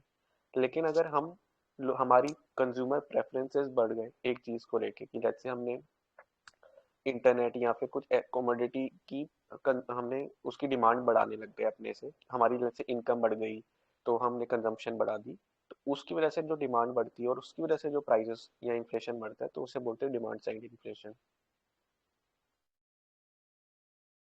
और दो तरह का होता है ना। बोलिए मैम, बोलिए। हाँ, एक और होता है ना प्रॉफिट पुश इन्फ्लेशन। हाँ, वो क्या ये होता है? लाइक प्रॉफिटियरिंग कंपनीज की वजह से हो जाता है ना। मतलब ये जो जितने भी बड़े बड़े ब्रांड्स हैं और वो हैं, वो अपना कुछ वो बना लें, क्या कहते हैं, कार्टेल कहते हैं ना, बनाते गुड हैं बना लें, कार्टेल मोनोपोली। बना लें। अच्छा यस यस कार्टेल बना के, एंड ये मतलब कोई नेचुरल फैक्टर्स नहीं होते हैं, वो जानबूझ के सप्लाई कम करते हैं। वो अभी कर रहे हैं ना क्रूड ऑयल के साथ, ये हाँ, तो ओपेक वही वाले। तो सप्लाई साइड हो गया। पैसा बना। इसका एग्जांपल देखना हो तो यार जियो पकड़ लो, जियो एंड एयरटेल वगैरह जो भी हो रहा है। वही टेलीकॉम इंडस्ट्री में हो रहा है ना कि कॉम्पिटिटर्स कम हो गए हैं। अब एक दो हैं तो एक ने प्राइस बढ़ा दिया, दूसरे ने भी उतना बढ़ा दिया। अब उससे सस्ता कोई देगा ही नहीं। सब लोगों ने अपना कि हम दो ही लोग हैं तो हम लोग जितना प्राइस रखे सबको वही उतने भी देना पड़ेगा। ये वही चीज हो गई ना। हाँ, अभी चॉइस भी नहीं है मतलब। ठीक है, वही फिर आता एक है होता है स्टैगफ्लेशन, होता है स्टैगफ्लेशन। बोलने जा रहा था सर भाई। ये बना है स्टैग्नेंट और इन्फ्लेशन, यानी आपका इन्फ्लेशन भी हाई है और अनएम्प्लॉयमेंट भी हाई होती है ना। इकोनॉमी नहीं बढ़ रही है, स्टैग्नेट हो गई है। एक होता है inflation hyper coexist inflation. along with recession. Hyper तो यार ये जिसकी करेंसी बहुत हाइपर ज्यादा वही हो वीक हो गया ना, जाए, ये 50, लीगल 100%, एक्सपोनेंशियली बढ़ 50%, जाता है ना जब 100% इंक्रीज। एक्सपोनेंशियली। हाँ, डेप्ट क्या बोलते हैं, डेप्ट सर्विसिंग के लिए आप दो हाइपर इन्फ्लेशन आ जाएगी। नहीं नहीं नहीं, चलिए वो कंपलसरी नहीं है यार। जितने बार भी हुआ है मैंने तो देखा है, जर्मनी में किया नोट छाप दिए हाइपर इन्फ्लेशन आ गई, ईरान में किया नोट छाप रहे हाइपर। उन लोग तो अपना वो भी चेंज कर लिए मेरे ख्याल से, रियाल से तोमान पे जा रहे हैं। वेनेजुएला में जिम्बाब्वे ऑल्सो। इन्फ्लेशन पढ़ा था ना हम लोगों ने। अच्छा, इसी को ना इन्फ्लेशन होता है ना, इसी को एक और वो नाम है, डिमांड मॉनेटरी इन्फ्लेशन बोलते हैं। जब एक्स्ट्रा नोट्स प्रिंट कर रहे हैं उसको मॉनेटरी इन्फ्लेशन बोलते हैं। Right sir, right right. अच्छा, एक दो टर्म्स हैं, helicopter money and hot money. ये क्या है डिफरेंस? यार हॉट हॉट मनी मनी तो फॉरेन कि पोर्टफोलियो एफडीआई इन्वेस्टमेंट वाला के एक रिलेटेड मिनट। होता है। हाँ हाँ, हाँ, और हॉट हेलीकॉप्टर मनी का मनी तो होता है केस होता है गवर्नमेंट एफपीआई के साथ कि आज गवर्नमेंट आपने यहाँ रिलेटेड एक इन्वेस्ट किया, इंटरवेंशन कल होता आपको है। कहीं और मिल रहा है, वहां लेके उठ के चले गए।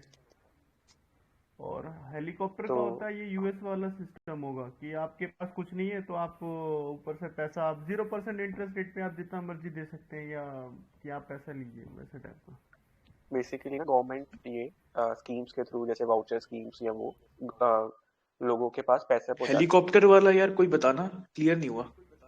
हेलीकॉप्टर वाला वही वो बता रहे यूएस ना। का है। यूएस का क्या कि आपको पैसा नहीं चाहिए तो भी दे रहे हैं आपको कि आप लीजिए, वैसे टाइप का याद रख लो।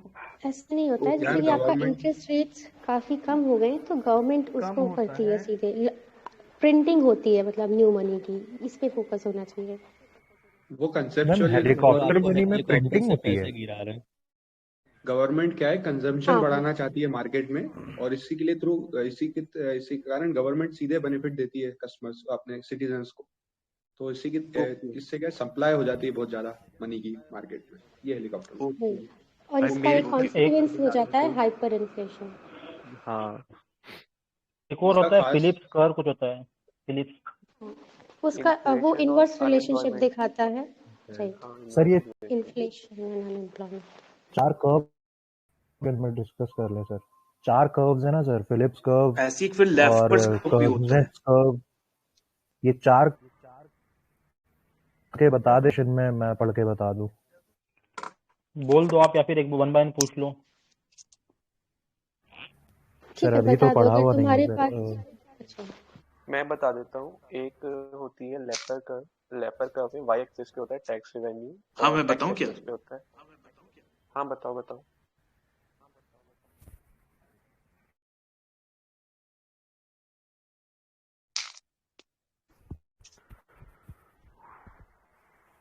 कोई भी बता दो, कोई भी नहीं बोल रहा है। चलो मैं बता अरे रहा हूँ। लेफ्टवर्ड्स कर्व वो होता है, मतलब किसके किसके बीच में दिखाता है रिलेशनशिप, तो it is between the tax rate and the tax revenue collected by government, that is Laffer curve. Phillips curve तो मैम ने बताया ही, वो भी बताना है क्या? बता दो एक बार। कोई बोल नहीं रहा है। हाँ हाँ, बता दो। बता दो एक बार, बता दो ना। फिलिप्स कर्व में आपका किसके किसके बीच में रिलेशन होता है, दैट इज इन्फ्लेशन का रेट और अनएम्प्लॉयमेंट का रेट, तो ये पता होना चाहिए। और इनका रिलेशन इनवर्स होता है। ठीक है, इसके अलावा एक और और रह कोई गया है ना क्या कर्व। जो कर याद है? एक होती है कौन लॉरेंस सा? कर्व। लॉरेंस कर्जनेट्स कर्व कर्व होता है। इनइक्वालिटी और पॉपुलेशन के बारे में एक लिंक वो होता है, relation. Mohit, can you please repeat? Lawrence curve होती है एक। लॉरेंस कर्व में पॉपुलेशन डिस्ट्रीब्यूशन और इनइक्वालिटी के बीच में एक रिलेशन आता है।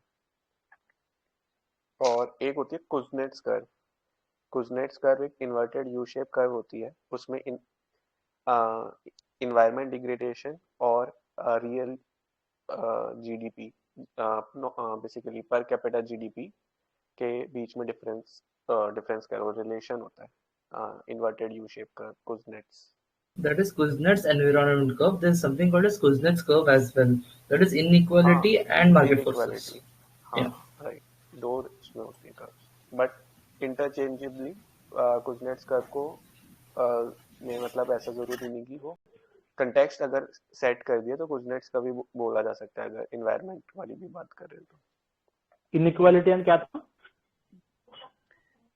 पर कैपिटा जीडीपी। ये कुज़नेट्स कर्व है ना, सिर्फ कुज़नेट्स कर्व। हाँ, इनइक्वालिटी इन पर कुज़नेट्स कैपिटा कर्व ही है। उसको इन्वायरमेंट के हिसाब से भी लिंक किया जाता है और इनइक्वालिटी के साथ भी। व्हाट ये इज जीनी ध्यान में रखना। कोएफिशिएंट?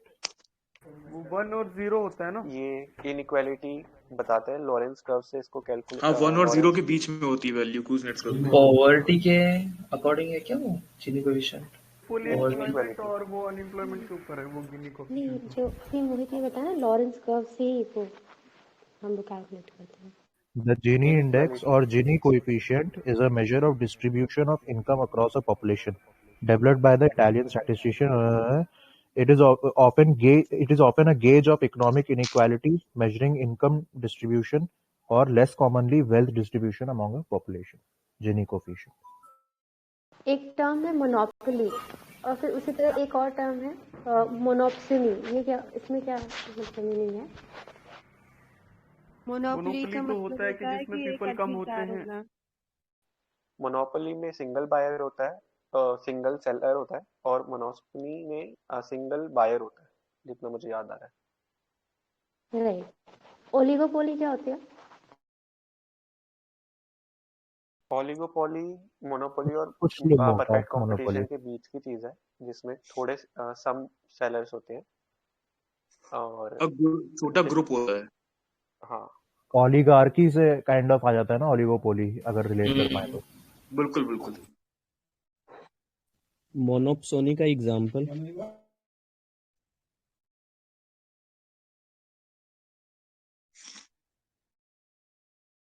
मैम बता दीजिए जरा मोनोप्सोनी का एग्जांपल। ये डिफेंस इसमें सेक्टर इंडियन इंडिया रेलवेज का का। दिया गया हुआ है, जैसे कि इंडियन रेलवेज है ना।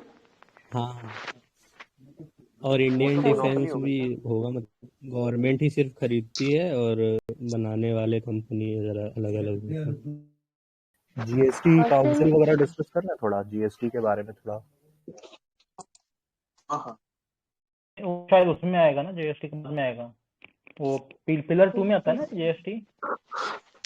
टैक्सेस का। ओके ओके सर, फिर तभी उसी टाइम कर लेंगे फिर। अच्छा, एक मिजरी इंडेक्स है, वो क्या होता है?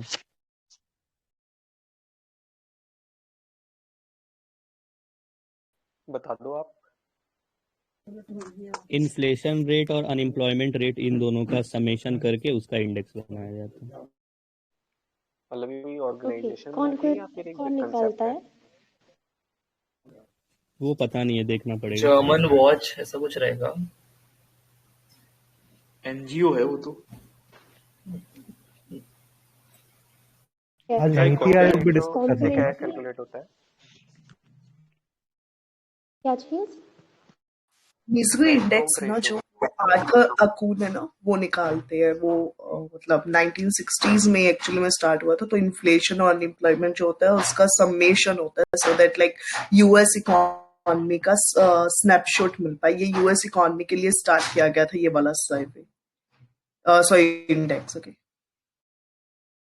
हेड काउंट ओके, रेशो किस चीज के लिए यूज होता है? ये पॉवर्टी पॉवर्टी। के लिए होता है। गिफिन एक और क्वेश्चन है मुझे, एक क्वेश्चन मैं रेज करता हूँ कि बेस इफेक्ट का है कि are rapid increase in the rate of inflation is sometimes attributed to the base effect. What is base effect? अब 4 ऑप्शन है। First, it is impact of drastic deficiency in supply due to failure of crops. Second, it is the impact of surge in demand due to rapid economic growth. Third, it is impact of price levels of previous years on the calculation of inflation rate. Or fourth, none of the statement is correct. Third. C is the answer. इधर ही third. सब एक साथ बोलते हैं easy question, लेकिन ना अब क्वेश्चन बदल जाते हैं। अब जैसे ये 2011-12 का होगा, अब क्वेश्चन ना थोड़े ट्रिकी कर दे रहे हैं इकोनॉमी में। हाँ, एक्चुअल हो गया यार बहुत, मतलब कॉन्सेप्ट ये में भी क्वेश्चन खिलवाड़ ऐसे भी करने आना लग चाहिए गया जो सबको बने। कंसेप्चुअल तो ठीक है, एम्बिग्यूटी डाल देते हैं स्टेटमेंट में, तुम है। हाँ सर, सोचते वही रहो आधे वही वही। घंटे इसमें क्या हो। अच्छा ठीक है, ये गिफिन गुड्स और वेबलेन गुड्स में कोई डिफरेंस बता दो। गिफिन गुड्स वो है जिसकी डिमांड बढ़ने पर प्राइस बढ़ जाए, वो गिफिन गुड्स होता है। वो तो नॉर्मल हो गया ना। वो तो नॉर्मल हो गया यार, गिफिन में उल्टा होता है। लग्जरी गुड्स होता है क्या गिफिन गुड्स? उल्टा हो गया। गिफिन में प्राइस कम मीबल हो मैम जाती आप ही बता दो जरा एक बार प्रॉपरली, है ना। हाँ, इसमें ये है कि जब इनके प्राइसेस, जैसे ये डिफाई करते हैं लॉ ऑफ डिमांड को, प्राइस इनका जब ज़्यादा होता है तो इनकी डिमांड बढ़ जाती है, एंड प्राइस कम होगा तो डिमांड कम हो जाती है। लग्जरी गिफिन गुड है। Does it mean? हाँ हाँ, कल डायमंड होगा। गिफिन में ऐसा होता इसका है जैसे जैसे एग्जाम्पल प्राइस क्या है? बढ़ेगा ना, वैसे वैसे डिमांड बढ़ जाएगी। इसका मैं एग्जांपल सोचता हूँ एप्पल, जितना ये लोग प्राइस बढ़ाते हैं वैसे वैसे लोग और, अरे 1,60,000 का है चलो और ले लेते हैं। मैं मजाक कर रहा हूँ। बाकी गिफिन गुड का ऐसा एग्जांपल मेरे को दिखा नहीं था कुछ, अगर आप लोग को पता है तो प्लीज बताइएगा ना। डिमांड प्रीमियम बढ़ेगा तो गुड्स प्राइस बोल सकते बढ़ेगा, हैं। या प्राइस बढ़ेगा तो डिमांड बढ़ेगा? BMW।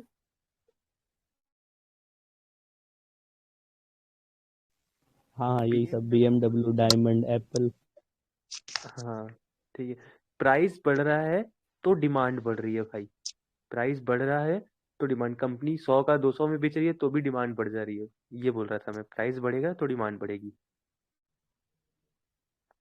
गूगल का डेफिनेशन अच्छा थोड़ा नहीं सा अलग है नहीं इसका। नहीं एक्चुअली ये आप लोग जो बता रहे हैं ये लग्जूरियस गुड्स की डेफिनेशन है। गिफन में एक कीवर्ड हमेशा याद रखना होता है, इंफीरियर गुड होता है वो, जिसके सब्स्टिट्यूट्स नहीं होते हैं। जैसे कि इसका एक एग्जांपल था कि जब पहले लोग ब्रेड खाते थे, बट अगर उनके पास ब्रेड पे वो छोड़ देते हैं and वो ज़्यादा अच्छा खाना खाने लगते हैं। अगर उनको लगता है कि ब्रेड के प्राइसेस एकदम से कम हो गए तो उनके पास एक्स्ट्रा पैसा बचने लगता है, तो वो अच्छी चीज़ें खाने लगते हैं। मैम थोड़ा कंफ्यूजन हो रहा है मैम, एक बार गिवन गुड्स प्रॉपर्ली बता दीजिए जरा। ये मैंने डेफिनेशन खोली है, देखो इसमें क्या लिखा हुआ है कि a given good is a concept commonly used in economics and इसके अंदर the given good shows an upward sloping demand curve and violates the fundamental law of demand. Okay okay, it is important to note that all the given goods are inferior goods, जैसा ma'am ने बताया था। तो ये keyword है, मतलब given goods सारे inferior goods होते हैं, लेकिन but all inferior goods sorry but not all inferior goods are given goods. तो यार ये तो स्टेटमेंट भी आ सकती है कि ऑल गिवन गुड्स आर इंफीरियर लेकिन not all inferior goods are गिवन। ठीक है, तो गिवन और मतलब यही कि जिसका प्राइस बढ़ेगा उसका डिमांड बढ़ जाएगा। हाँ हाँ हाँ, लेकिन रीजन वो नहीं है। जैसे या वहाँ पे तो लग्जरी रीजन था, यहाँ पे क्योंकि सिंस वो आपका वो गुड था वो इंफीरियर था, इसलिए ये हो रहा है। मतलब रीजंस अलग अलग हैं। ये एक बार देख लेना, माइक्रो इकोनॉमिक्स का है। मैम Equivalent goods अगर मैं अच्छा पढ़ ही इसका देता हूँ, एक मैं पढ़ ही देता एग्जांपल हूँ, है। इसका कंफ्यूजन दूर हो जाएगा। इसमें जो खुला हुआ है इसमें दे रखा है कि condition for being a given good, तो पहला तो वही है कि the good must be inferior. ठीक है, second one is the inferior good good must क्या फॉर्म होता है? A large percentage of total consumption. Third is बस there must be a lack of close substitute, मतलब इसके सब्स्टिट्यूट नहीं होने चाहिए, तभी वो इंफीरियर भी है और उसकी डिमांड भी बढ़ जा रही है, और उसका सॉरी मतलब उसके प्राइस बढ़ने पे भी उसकी डिमांड बढ़ रही है। क्यों? क्योंकि सब्स्टिट्यूट नहीं है क्लोज। और मैं इसका डिफरेंस बता एग्जाम्पल देती भी हूँ, है। हाँ हाँ शॉर्ट में बता देती हूँ। जो वेबलिन और गिफन में बस यही अंतर है कि जो लोग बोल रहे थे कि लग्जरी मतलब एप्पल वाला जो एग्जाम्पल है वो वेबलिन में चला जाएगा, और जो ये ब्रेड वाला है इंफीरियर वाला है वो गिफन में जाएगा। तो रीजंस अलग हैं दोनों में। लॉ ऑफ डिमांड डिफाई होता है कि प्राइस बढ़ रहा है फिर भी इनकी डिमांड बढ़ रही है। लेकिन जैसे एप्पल की डिमांड क्यों बढ़ती है? क्योंकि वो एक हाई क्वालिटी ब्रांड वाला प्रोडक्ट है, वो वेबलिन गुड्स माना जाएगा। और अगर प्रोडक्ट इंफीरियर है तो ये इसको हम लोग बोलेंगे गिफन गुड्स। मैम एक अच्छा वो होता है गिफन ना गुड का जिसमें एक प्राइस एग्जांपल बढ़ता है है तो डिमांड कम होता है। कि वर्ल्ड वॉर 1 के बाद ना ब्रेड का प्राइस बढ़ रहा था। ब्रेड एक इंफीरियर गुड है, मतलब नॉर्मली सभी के पास अवेलेबल होता है, और प्राइस बढ़ रहा था फिर भी पुअर्स उसको खरीद रहे थे, खा रहे थे। तो ये गिफन गुड्स हुआ कि प्राइस बढ़ रहा है बट वो बहुत नेसेसरी चीज है और इंफीरियर भी है सेम टाइम कि पे, और कोई उसका क्लोज सब्स्टिट्यूट भी नहीं सब्स्टिट्यूट है। नहीं है। हाँ वही वही वही वही। राइट, तो वही बस ये कीवर्ड याद रखना, इंफीरियर और उसका कोई सब्स्टिट्यूट नहीं है। एंड जो लग्जरी वाला है वो तो वेबलिन वाले में चला जाएगा। गिफन गुड्स को पुअर्स से रिलेट कर लो और वेबलेन को रिचेस से। एक होता है ना जिसमें डिमांड बढ़ता है, प्राइस बढ़ता है तो डिमांड कम होता है, वो क्या होता है? वो लॉ ऑफ डिमांड है, वो तो नॉर्मल है, वो तो सारे गुड्स में होता है। नॉर्मल है सारे गुड्स में। गाडगिल योजना कौन से 5 ईयर प्लान से रिलेटेड है? 3rd, 7th, 8th, 12th? 7th। भाई तुक्के ना मारो। गाडगिल योजना। सर पहला तो आपका हैरेड दामोर था, दूसरा महालनोबिस था, तीसरा मुखर्जी था शायद। गार्गिल 4th है ना? थर्ड या नहीं, फोर्थ होगा। जो आप बोल रहे हो सुखमोई आप ही बता दो चक्रवर्ती। Vladimir sir. हाँ, जो सुखोई चक्रवर्ती का बोल रहे हो, सुखमोई चक्रवर्ती 3rd, उसी को गाडगिल योजना बोलते हैं। Okay okay, 4th I guess 3rd Mukherjee वाला मॉडल ही था। गाडगिल। 4th भी मुखर्जी नहीं है भाई। 4th मैंडेले, सॉरी यार मुझे ये एलन आवाज नहीं आ मैनिंग रही मैंडेले। कि क्या चक्कर है। मेरी आवाज नहीं आ रही क्या आप लोग को? आ रही है आ सर। रही है। हाँ तो ओके ओके। मुखर्जी वाला 1 2 3 4 कोई नहीं है। Okay sir, my bad. अच्छा गडगिल से रिलेटेड एक और है, गडगिल मुखर्जी फार्मूला करके है इकोनॉमी में, किस चीज से रिलेटेड है? पॉवर्टी कैलकुलेशन था ना। हाँ हाँ हाँ एग्जैक्टली। एक तेंदुलकर कमेटी भी थी आई गेस, उनका भी पॉवर्टी पे था। नहीं, गडगिल मुखर्जी लक्कड़ फार्मूला वाला है भी है। ये सेंटर और स्टेट के बीच में शायद वो मनी डिस्ट्रीब्यूशन को लेकर के। रेवेन्यू ये डिस्ट्रीब्यूशन को बेसिकली लेकर। ना फाइनेंशियल कमीशन जो यूज करती है ना, जो 41-42% डिवोल्यूशन वाला, तो वो इसी से इंस्पायर्ड है। हाँ हाँ, और इसी में वो स्पेशल कैटेगरी स्टेट का एक है ना, मतलब वो अलग सा कैटेगरी स्पेशल स्टेट्स का, तो वो यही गडगिल मुखर्जी फार्मूला के थ्रू ही आया था। एक ये जो दीनदयाल अंत्योदय योजना है, अर्बन वाला कौन सी मिनिस्ट्री देखती है?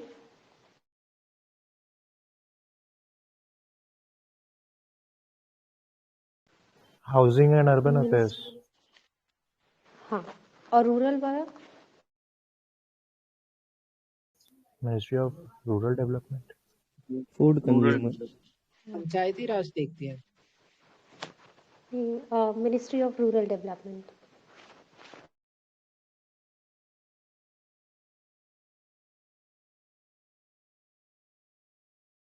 नीति आयोग भी डिस्कस करना था ना आज, नीति आयोग पे चले क्या थोड़ा?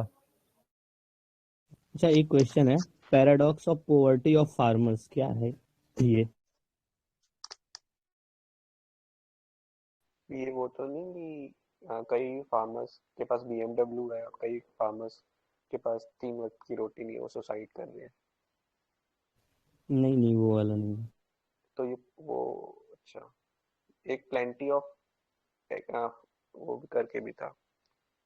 चलो आप बता दो। ये ना मतलब एग्रीकल्चर प्रोडक्ट जो है उसके प्राइस से रिलेटेड है, कि अगर डिमांड बढ़ भी रहा है तो भी फार्मर्स को बेनिफिट नहीं मिल रहा, और डिमांड नहीं है तब तो ऑब्वियस है कि बेनिफिट नहीं मिलेगा, क्योंकि प्राइस राइज होगा नहीं। तो मतलब इसमें है क्या ये पैराडॉक्स कि डिमांड जब बढ़ता है ना तो भी फार्मर को बेनिफिट इसलिए नहीं मिलता क्योंकि पोस्ट हार्वेस्ट तुरंत इमीडिएटली जो है ना फार्मर्स अपना प्रोड्यूस जो है वो सेल कर देते हैं और वो मिडल मैन बेनिफिट ले जाते हैं। फिर ये कहीं पैराडॉक्स ऑफ प्लेंटी तो नहीं है? एक ऐसा उससे से रिलेटेड है। कोई नहीं, चलो क्या नाम बताया आपने? Paradox of poverty of farmers. Okay. अच्छा, मिनिस्ट्री ऑफ आयुष के अंदर ही क्या क्या कंपोनेंट्स हैं वो जो हम पढ़ते हैं? आयुर्वेदा, योगा। आयुर्वेदा, योगा, उनानी, सिद्धांत नहीं सॉरी, सिद्धा, सीरा गोपा। फॉरेन का भी है। हाँ, सोवा रिक्पा सॉरी। वो इसमें है एक बार फिर से वो तो रिपीट शायद कर दीजिएगा अलग क्या? था ना? नहीं, वो बाद में ऐड कर दिया गया था इसको भी ना, आयुष के। ए से आयुर्वेदा है, वाई से योगा है, और नेचुरोपैथी, यू से यूनानी है, और सिद्धा आयुष एस से सिद्धा है, और एक लेटेस्ट है वो सोवा रिक्पा है जो लास्ट में ऐड किया गया था। जीडीपी लीटर का फॉर्मूला बोल दो कोई। फॉर्मूला के बाद समझा भी दो। Nominal by real GDP. Nominal हो गया इस साल का और रियल हो गया आपका बेस ईयर के हिसाब से। तो अगर आप नॉमिनल बाय रियल करेंगे तो आपको बीच का वो डिफ्लेशन मिल जाएगा ना, डिफ्लेटर ना, रेशो। जी जी, अगर मैंने सही बोला हो जिसने पूछा था। नहीं, नॉमिनल बेस ईयर के हिसाब से होता है। नॉमिनल बेस ईयर के हिसाब से होता है ना भाई, बेस ईयर जो रहता है वो रियल जीडीपी कांस्टेंट प्राइसेस पे रहता है, नॉमिनल जो रहता है वो करंट प्राइसेस पे रहता है। एक्चुअली नॉमिनल का मतलब ही होता है कि उसमें इन्फ्लेशन एडेड होता है, तो वो करंट ही होगा। नॉमिनल बाय रियल ना, जीडीपी डिफ्लेटर से ना इन्फ्लेशन अकाउंट में मतलब वो हो जाता है अकाउंट कि इन्फ्लेशन अकाउंट में लिया जाता है। ओके, मैं एक बार फिर भी ऐसे कन्वीनियंस ऑफ जो वीडियो देख रहे होंगे उनके लिए बोल देता हूँ। GDP deflator is the most comprehensive indicator to measure inflation because it covers all goods, services, prices. So it helps tracking changes in consumption pattern and investment pattern. इसका फॉर्मूला मैं फिर से बता रहा हूँ, GDP deflator का nominal GDP at current prices जो भी साल चल रहा है divided by real GDP at constant prices taking the base year at 2011 into 100. एक कॉन्सेप्ट है ये नीर और रीर, ये किसी को समझ में आता है तो समझा दो। मतलब there is one more point in that GDP deflator. Just to remember that जो GDP deflator होता है that doesn't account for the imported goods. Though all goods and services are included, but only that imported goods are not included in that. So just remember this. वो क्योंकि GDP में ही Okay. Imported goods नहीं होते ना, GDP में तो हम domestically जो प्रोड्यूस करते हैं उसको ही अकाउंट कैलकुलेट किया Yes, जाता है। that is the reason. That is why they are not included in. Ma'am वो आप बोल रही थी ना नीड वाला, मैम वो तो हुआ आपका नॉमिनल एक्सचेंज रेट। जो आपकी फॉरेन करेंसी है ना, वो आपकी जो डोमेस्टिक करेंसी में एक्सचेंज होगा वो नॉमिनल रेट पे होगा।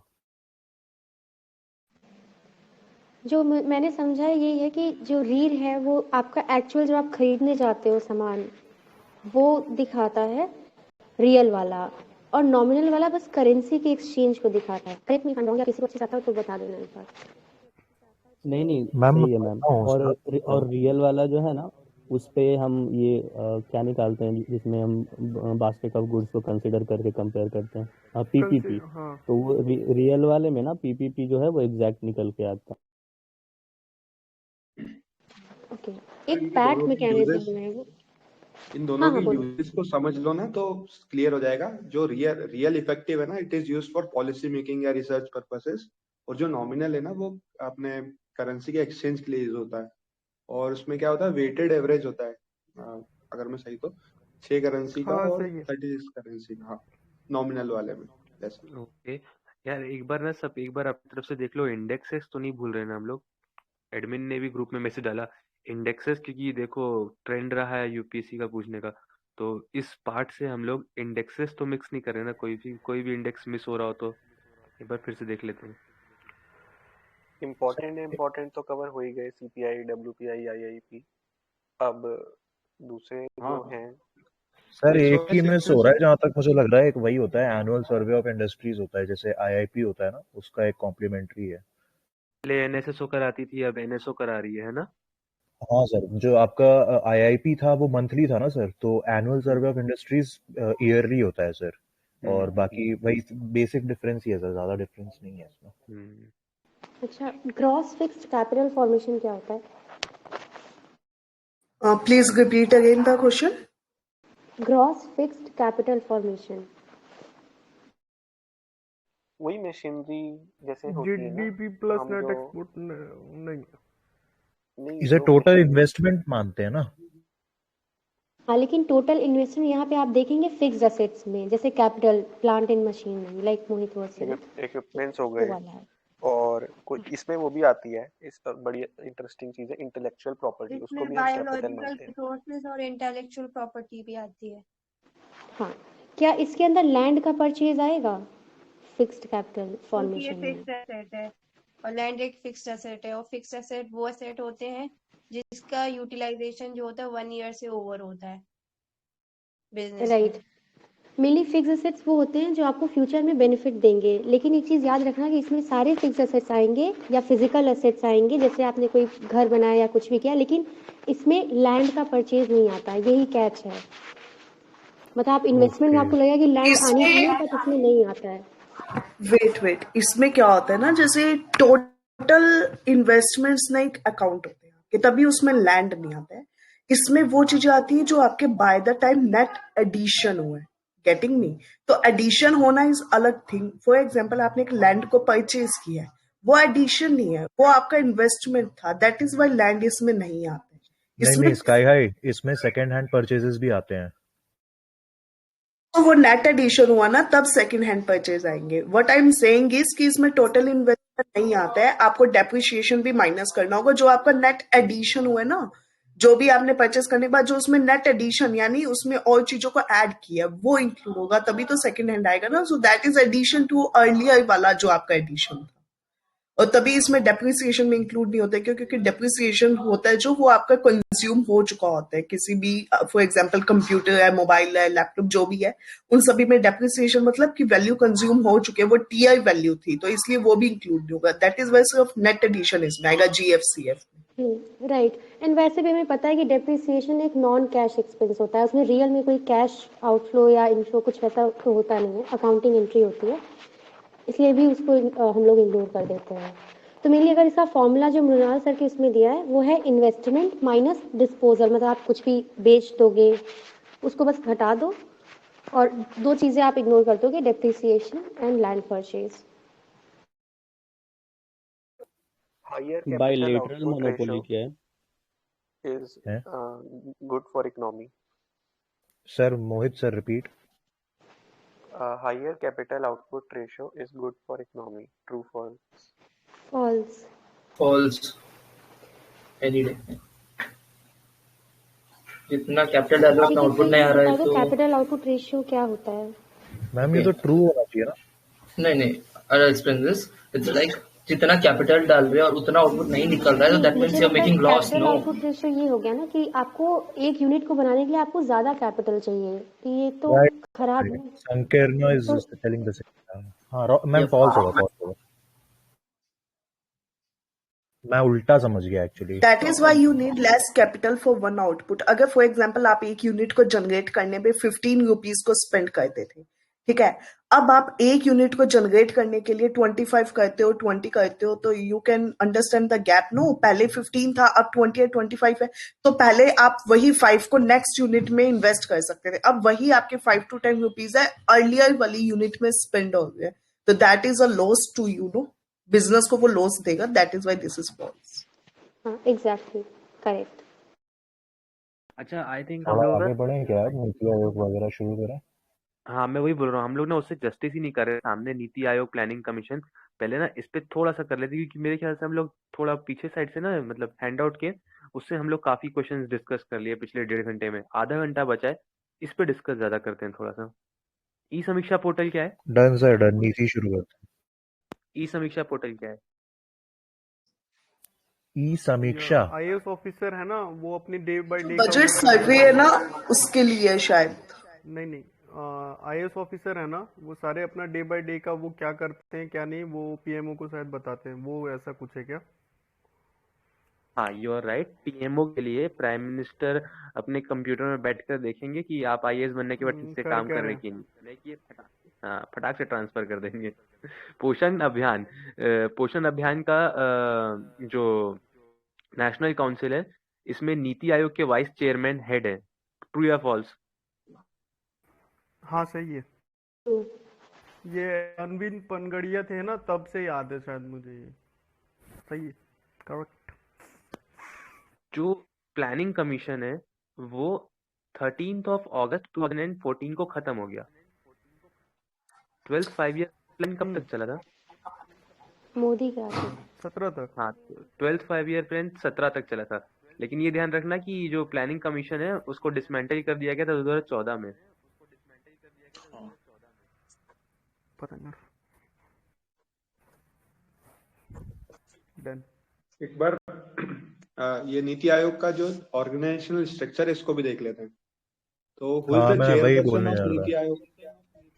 पीएम। Prime minister.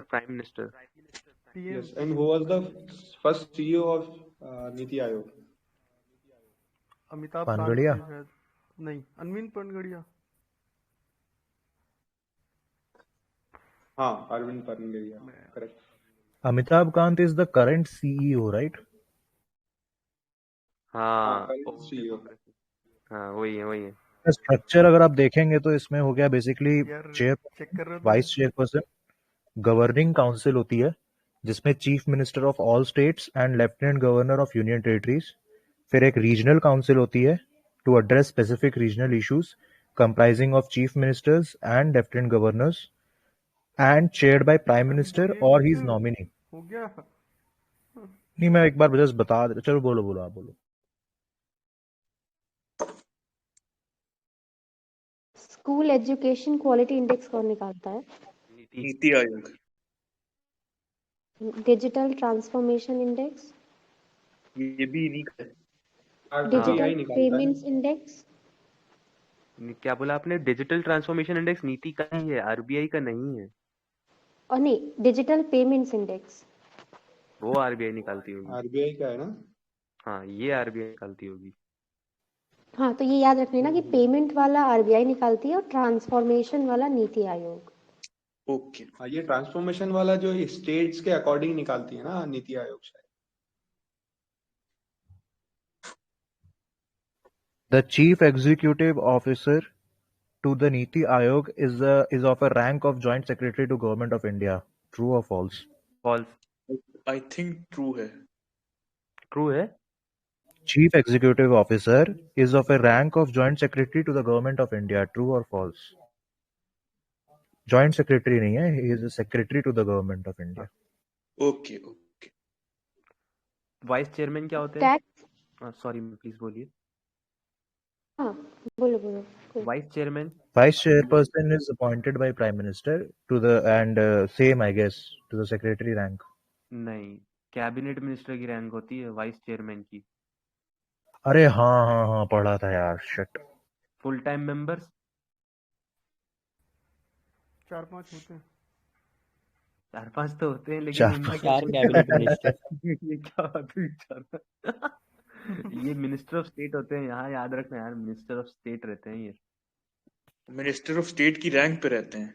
हाँ, उसकी रैंक पे रहते हैं. हाँ. ये ना ऑब्जेक्टिव्स ऑफ नीति आयोग पे एक बड़ा प्यारा क्वेश्चन था जो मेरा गलत हुआ था, मुझे याद है. अगर आप में से किसी को कहीं टकराया हो वो क्वेश्चन, उसमें ना उसने कुछ टेक्निकल एक्सपर्टीज प्रोवाइड करता है कि नहीं नीति आयोग, उस पे था. करता है ना. करता ये होगा. हाँ करता है. Are advice you sure? भी करता है. टेक्निकल एक्सपर्टीज करता है. हाँ, क्योंकि बताऊं उसमें इनपुट्स ना तो देता ही पार्ट है. टाइम मेंबर्स भी हैं और उसमें टेक्निकल रिसर्च इंस्टीट्यूट्स के भी, ये मुझे तो मृणाल के खुला हुआ है मेरे आँख के सामने. पार्ट टाइम मेंबर्स में मृणाल ने लिख रखा है technical experts from research institute, तो टेक्निकल एडवाइस भी देता है. और इसके एग्जांपल्स भी मृणाल ने अपने हैंडआउट में दे रखे हैं भाई, कि कहाँ पर उसने हेल्प किया है. तो एसडीजी में कहाँ हेल्प किया है नीति आयोग ने टेक्निकली, तो करता है. पता है एक्चुअली एडवाइस भी अगेन बहुत ही ओपन है ना. आप कैसे किसी चीज़ को बोल सकते हो कि ये टेक्निकल है, ये टेक्निकल नहीं है, तो वो तो काफी डिस्प्यूटेड है. तो एडवाइस तो कोई कैसे भी दे सकता है. इसके ऑब्जेक्टिव्स में आप ऑफिशियली पढ़ोगे तो कहीं भी टेक्निकल एक्सपर्टीज या टेक्निकल एडवाइस नहीं है. ओके. अब ओके तो प्लीज मतलब इसको आंसर कंफर्म क्या था फिर? करिएगा. नहीं मैम मुझे टेक्निकल आंसर याद एडवाइस नहीं है देता है. अनफॉर्चुनेटली. टेक्निकल एडवाइस वो देता है सेंट्रल स्टेट को, ये दोनों बॉडी में. क्योंकि नीति आयोग जो बॉडी है उसका काम क्या है, competitive federalism and cooperative federalism को मेंटेन करना है. और वो फेडरलिज्म ऐसे ही मेंटेन नहीं हो सकता है, ठीक है, क्योंकि फेडरलिज्म को मेंटेन करने में फाइनेंशियल टेक्नोलॉजीज आती है, टेक्नोलॉजिकल टेक्नोलॉजीज, बहुत चीजें हैं, लॉजिस्टिक्स है, सब कुछ उस पे वो एक थिंक टैंक पॉलिसीज बनाता है. तो ऐसा नहीं होगा कि वो टेक्निकल एडवाइजेस नहीं देगा, वो देगा. ठीक है, सो जस्ट रिमेंबर कि वो देगा. हाँ, तो ये रिश्ता वही सोच नहीं, मतलब ये आवाज सेम है, नाम और अकाउंट बदल गया. किसका टैक्सेशन अकाउंट? वाला आज करना था कि नहीं? ये क्या टैक्सेशन क्या? नहीं. अच्छा चलो एक जनरली है, टैक्स इवेजन और टैक्स अवॉइडेंस में क्या डिफरेंस है? टैक्स अवॉइडेंस जो होता है वो लीगल होता है. टैक्स इवेजन जो होता है वो इलीगल होता है. इवेड टैक्स किया आप. अवॉइडेंस मतलब ये हुआ कि आप बचा के लेकिन टैक्स आप दे रहे हैं. Officially you are paying right but minimum tax. हाँ, और इवेजन हो बिकॉज गया वो कि मतलब इलीगल होता गायब ही है. कर दिया एकदम. चीटर्ड मतलब अकाउंटेंट इसमें लोग के पास. हाँ बोलिए. हाँ cheater accountants okay. Tax avoidance में मेनली आपका ये टर्म याद रखना कि आप जो लीगल लूप होल्स होते हैं लॉ में, कई बार हम लोग लूप होल्स रह जाते हैं, उसी का फायदा जो भी फाइनेंशियल एक्सपर्ट्स होते हैं उसको अगर आप वो वाला तरीका अपनाते हो वो अवॉइडेंस है. और इविजन में आप खुद से आप छिपा रहे हो, ये हाइडिंग वाला कीवर्ड आना चाहिए बस. ठीक है, सही है. अरे अभी अपन देख रहे थे ना, प्लानिंग कमीशन और नीति आयोग में जो रिश्ता वही सोचने वैसा नहीं है. इसमें एक स्ट्रक्चरल डिफरेंस है कि जो फाइनेंशियल अलोकेशन था ना वो प्लानिंग कमीशन करता था, तो एक्स्ट्रा कॉन्स्टिट्यूशनल बॉडी का वर्क करता था. और ये वाला work is now taken away by the NITI Aayog, वो उसके पास नहीं है. तो ये फंडामेंटल डिफरेंस हो गया. इनके वो भी तो प्लान है यार, 3 ईयर 7 ईयर ये 15 ईयर के प्लान है ना, थोड़ा ये भी हाँ चेंज है. हाँ मैं अभी ना अच्छा एक टैक्स मिटिगेशन है, वो क्या होता है? यार मतलब बोलो सर. टैक्स की कमी मतलब टैक्स की कटौती. एक तरह का टैक्स प्लानिंग ही है ये, जो आप एटीसी की डिडक्शंस, एटीजी की डिडक्शंस लेते हो अपने टैक्स को कम करने के लिए, वही है. हाँ genuine use of legal means करके, इसमें कोई मतलब ये इसमें कुछ भी वैसा नहीं करते जैसे टैक्स इवेजन और अवॉइडेंस में था। अच्छा, एस्पिरेशनल डिस्ट्रिक्ट प्रोग्राम कौन चला रहा है? नीति आयोग। नीति आयोग। अच्छा, कितने एस्पिरेशनल डिस्ट्रिक्ट्स हैं इंडिया में? I guess 2 थे, now it is 112. Yes, now it is 112. 12 no? हाँ, ओके। 112 हैं। 114 थे ना? नहीं 115 से स्टार्ट हुआ था, वो कम होकर के 112 हो गया है। मतलब 3 ने अपना एस्पिरेशन हासिल कर लिया है। हाँ, मतलब एस्पिरेशनल डिस्ट्रिक्ट्स वो होते हैं ना which are the least developed, तो उनको अच्छा नाम दिया गया कि वो एस्पिरेशनल है, मतलब एक्चुअल में वो सबसे नहीं है कम शायद डेवलप्ड। डिस्ट्रिक्ट तो। क्या बोला आपने? वो इज्जत बचाने के लिए बस, और कुछ नहीं। वो बैकवर्ड डिस्ट्रिक्ट बोलेंगे, अच्छा नहीं लगेगा उनको, तो एस्पिरेशनल बोलते हैं, और कुछ नहीं है। वही टोटल डिस्ट्रिक्ट कितना है इंडिया में? और पहले बैकवर्ड बोलते ही थे, अब वो एस्पिरेशनल डिस्ट्रिक्ट नाम बदल दिया बस। टोटल डिस्ट्रिक्ट कितना है? टोटल ना शायद 700 पार है भाई। 700 738 है शायद। ओके। और विलेजेस 7 लाख के आसपास। वो बहुत टेढ़ा मेढ़ा है वो ना। अभी कुछ टाइम पहले पंजाब में भी नया डिस्ट्रिक्ट बना। ये सब जो मिसक्लीनियस डिटेल है ना, यूपीएससी इस पे ज्यादा डिवेल्ज नहीं करता, हमको भी नहीं करना चाहिए। नहीं, मालेरकोटा सही का बोल रहे हैं आप। रफ आइडिया रहा है कि कितने हंड्रेड्स में, 700 में है जैसे। तो आपको 700 पता है, मोर देन सफिशिएंट। क्योंकि अभी देखो, मालेरकोटा करके कहीं बना था, 2 डिस्ट्रिक्ट शायद बने थे पंजाब में। पंजाब वाला, पंजाब वही में ही था। पंजाब का ही है मलाइकोट। तो इसको कितना ही फॉलो कर पाओगे यार, इसीलिए छत्तीसगढ़ में भी कर रहे थे ना, 4 बना दिए थे अभी। देखो, छत्तीसगढ़ का मेरे को आइडिया नहीं है, हालांकि मैं छत्तीसगढ़ में ही रहता हूँ। तो इम्पैक्ट ऑफ टैक्स और इंसिडेंस ऑफ टैक्स में क्या डिफरेंस है? पॉइंट का डिफरेंस है। जैसे कि अगर टैक्स मतलब जैसे शेयर बढ़ रहा है, तो इम्पैक्ट किस पर पड़ रहा है, और इंसिडेंस जहां से कलेक्शन हो रहा है। तो जैसे अगर इनडायरेक्ट टैक्स का कलेक्शन पॉइंट अलग है, डायरेक्ट टैक्स का कलेक्शन पॉइंट अलग है, तो वो इंसिडेंस ऑफ टैक्स हो गया।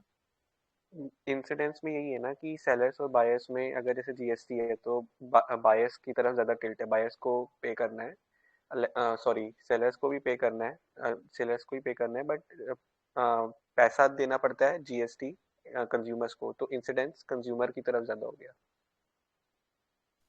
इम्पैक्ट में है कि जहाँ इम्पोज हो रहा है टैक्स, जैसे अगर इनडायरेक्ट टैक्स बढ़ गया तो दुकानदार गुड्स बेच रहा है, वहां पे इम्पोज हुआ। और इंसिडेंस जो है वो फाइनल बर्डन है जो कंज्यूमर पे आता है। नीति अच्छा, आयोग एक चीज हम थोड़ा सा डाइग्रेस कर रहे हैं। बॉडी। टैक्सेशन आएगा नेक्स्ट पिलर में, नहीं, पिलर नीति 2 में। neither constitutional nor statutory. It was नीति released आयोग by is NPCP. चलो मैं शॉर्ट में 2-3 क्वेश्चन पूछ लूं। हाँ हाँ हाँ, तो ये गुड गवर्नेंस इंडेक्स कौन निकालता है? नीति आयोग। नीति आयोग। नीति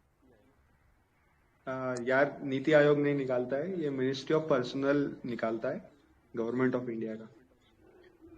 ठीक है, अब नीति आगे बताओ। आयोग भी कुछ निकालता है क्या? अच्छा ठीक है। वो एक दूसरा है उससे रिलेटेड, एक है। आप दूसरा बताओ, एसडीजी इंडिया इंडेक्स ये कौन निकालता है? ये नीति आयोग। इन्वायरमेंट नीति आयोग है। हाँ, ये नीति आयोग है कि जो अपना परफॉर्मेंस क्या है इंडिया का उसके रिलेटेड एसडीजी से, और ये स्टेट को भी क्लासिफाई करता है। और एक और है, ये बताओ लीड्स इंडेक्स कौन निकालता है? एमसीआई, मिनिस्ट्री ऑफ, और ग्लोबल लेवल पे वर्ल्ड। ये लॉजिस्टिक्स वाला कह रहे हो ना आप देव? नहीं, हाँ, सॉरी, सही बोल रहे हो आप। ये लीड्स वाला जो है लॉजिस्टिक्स का होता है, स्टेट गवर्नमेंट्स का परफॉर्मेंस असेस करते हैं लॉजिस्टिक्स। तो इसकी कौन सी मिनिस्ट्री है यार? Commerce, ministry of commerce and industry निकालता है इसको। ये अल्टीमेट जो मैम है ना, इन्होंने सही बताया। सर वो मिनिस्ट्री ऑफ पर्सनल वाला एक बार फिर से रिपीट करेंगे क्या? Good governance index. जी, गुड गवर्नेंस। जरा फैंसी टर्म है आजकल, गुड गवर्नेंस। तो मिनिस्ट्री ऑफ पर्सनल निकालता है। 15 दिसंबर को मनाया जाता है ना अटल बिहारी जी का ये बर्थडे के दिन। 25 दिसंबर, हाँ 25 दिसंबर। ये उसने भी पूछा था ना शायद, प्लान हॉलीडे क्या है? वाले में। क्या पूछा आपने? Tax holiday? Plan holiday. Plan holiday. Plan holiday, annual plan और रोलिंग प्लान, इन तीनों को क्रोनोलॉजिकली अरेंज करिए जब जब ये आए हैं। 5 ईयर प्लान में प्लान हॉलिडे मैं बता देता हूँ कि जब हम प्लानिंग कमीशन हमारा if sir please carry on, सब माइक बंद कर लें, आप बोलिए। हाँ मैं बोलता हूँ कि जब हम प्लानिंग करते थे 5 ईयर प्लान बनाते थे तो कुछ एक ईयर्स में वी टुक प्लान हॉलिडे, जैसे फॉर इंस्टेंस वी हैड वार, तो तब हमने प्लानिंग को सस्पेंड कर दिया था, तो दैट वाज प्लान हॉलिडे। हाँ सर सस्पेंशन मैं ऑफ ये पूछ रहा था प्लानिंग। कि क्रोनोलॉजी में मतलब प्लान हॉलिडे, एनुअल प्लान्स और रोलिंग प्लान, ये तीनों कब कब आए थे मतलब क्रोनोलॉजिकली? प्लान हॉलिडे आया 3 5 ईयर प्लान लाने के बाद, जब थर्ड 5 ईयर प्लान फेल हो गया तो 1966 से 69 तक आया प्लान हॉलिडे। उसके बाद फिर गवर्नमेंट बदली तो उसके बाद आ गया रोलिंग प्लान, आई गेस 1978 से 1980 के बीच में। और उसके बाद फिर सबसे लास्ट में आता है 2 एनुअल प्लान। वो पॉलिटिकल इंस्टेबिलिटी की वजह से इकोनॉमिक रिफॉर्म्स लेने थे तो 2 एनुअल प्लान लाए गए थे 5 ईयर प्लान के बदले। वो आई गेस 1991 के टाइम पर कुछ होगा। तो पहले plan holiday, then rolling plan and then annual plans, right? PRA. ठीक है सर, ठीक है, अभी थैंक यू। पीआरए का पता नहीं, लेकिन अच्छा, एनुअल प्लान सबसे लास्ट आए थे। करेक्ट। एक क्वेश्चन और बताओ कि अपन प्लानिंग की बात कर रहे हैं, what is Hindu rate of economic growth? 3.5% था ये 1950 से 1980 के बीच में। 3 to 3.5% के ग्रोथ रेट से इंडियन इकोनॉमी का रेट था, इसलिए इसको राज कृष्णा ने बोला था। हाँ, इसको और ब्रॉड में बता देंगे क्या आप सबको? नहीं, ये कॉइन टर्म कॉइन की गई डेफिनेशन थी। क्या है सर इसकी? डेफिनेशन कुछ नहीं है, डेफिनेशन कुछ नहीं है। ये एक प्रोफेसर थे। हिंदू बताइए ना, आप बताएं। हाँ, हिंदू रेट ऑफ ग्रोथ की कोई डेफिनेशन नहीं है, ये एक टर्म कॉइन की गई थी due of low economic growth in 1950 to 1980 India में। तब 3 to 3.5% की ग्रोथ रेट से चला था, तो एक टर्म कॉइन कर दी गई थी। इसके पीछे कोई वो नहीं है कि हिंदू क्यों बोला जाता है या बस इतना याद वो रखना कोई है कि ऐसा लो था ग्रोथ रेट। जो ग्रोथ का रेट था ना वो बहुत स्टडी था, इसलिए इसको ये प्रोफेसर सर जो बता रहे हैं ना, ये वाला डिफाइन कर दिया था।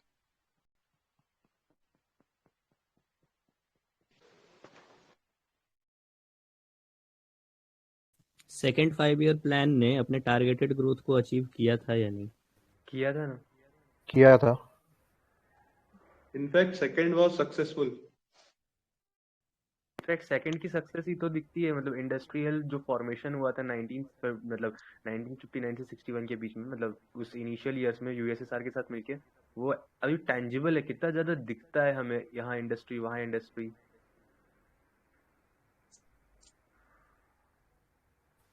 टारगेट अचीव नहीं हुआ था सर, 4.5 था टारगेट, बट अचीवमेंट 4.3 था। हाँ, अब मतलब जो भी उस समय डेवलपमेंट हुआ उसका बाद में बेनिफिट रीप किया कंट्री ने, बट उस समय जो टारगेट रखा गया था वो अचीव नहीं हुआ। इनफैक्ट फर्स्ट 5 ईयर प्लान जो था ना उसमें अचीव हुआ था, टारगेट 2.1% था। थोड़ा सा रिमूवल ऑफ डिफरेंस आ रहा है। पॉवर्टी स्लोगन का किस 5 ईयर प्लान में दिया था? वो 5th 5 ईयर प्लान में था। इंदिरा गांधी के टाइम रहा होगा, इंदिरा गांधी के टाइम पे। फोर्थ है ना वो तो। फिफ्थ था मैम, गरीबी हटाओ। वो पूछ कर लेते हैं। और सेल्फ रिलायंस मोटो या 20 point programme of Indira Gandhi. Focus on poverty removal जो है वो 5th था। इंदिरा गांधी ने 1969 इलेक्शन में एक गरीबी हटाओ 1971 इलेक्शन कैंपेन में दिया था, इमरजेंसी के बाद वाला। मैं ये पूछ रहा हूँ, ये सेकंड 5 ईयर प्लान जो अपन क्वेश्चन डिस्कस कर रहे थे, यहाँ ना लिखा है achieved the GDP growth target. यार मैं समझ नहीं पा रहा हूँ कि यहाँ थोड़ा सा ना डिफरेंस आ रहा है। आपने अभी बोला अचीव नहीं किया था, बट यहाँ तो अचीव किया था सर। हाँ, वही मुझे भी याद आ रहा है, थर्ड से फेल होना स्टार्ट हुए थे ये।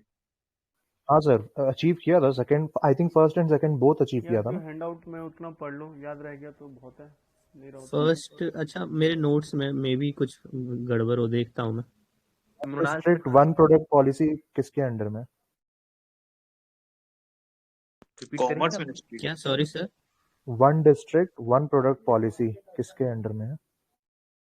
Commerce ministry. हाँ मैं जो पढ़ रहा हूँ उसमें लिखा है one district one product policy, it is a recent agenda of NITI Aayog governing council. एक चीज, ऐसा नहीं लग रहा है हमारा टॉपिक खत्म हो गया, हम बाकी बातें कर रहे हैं।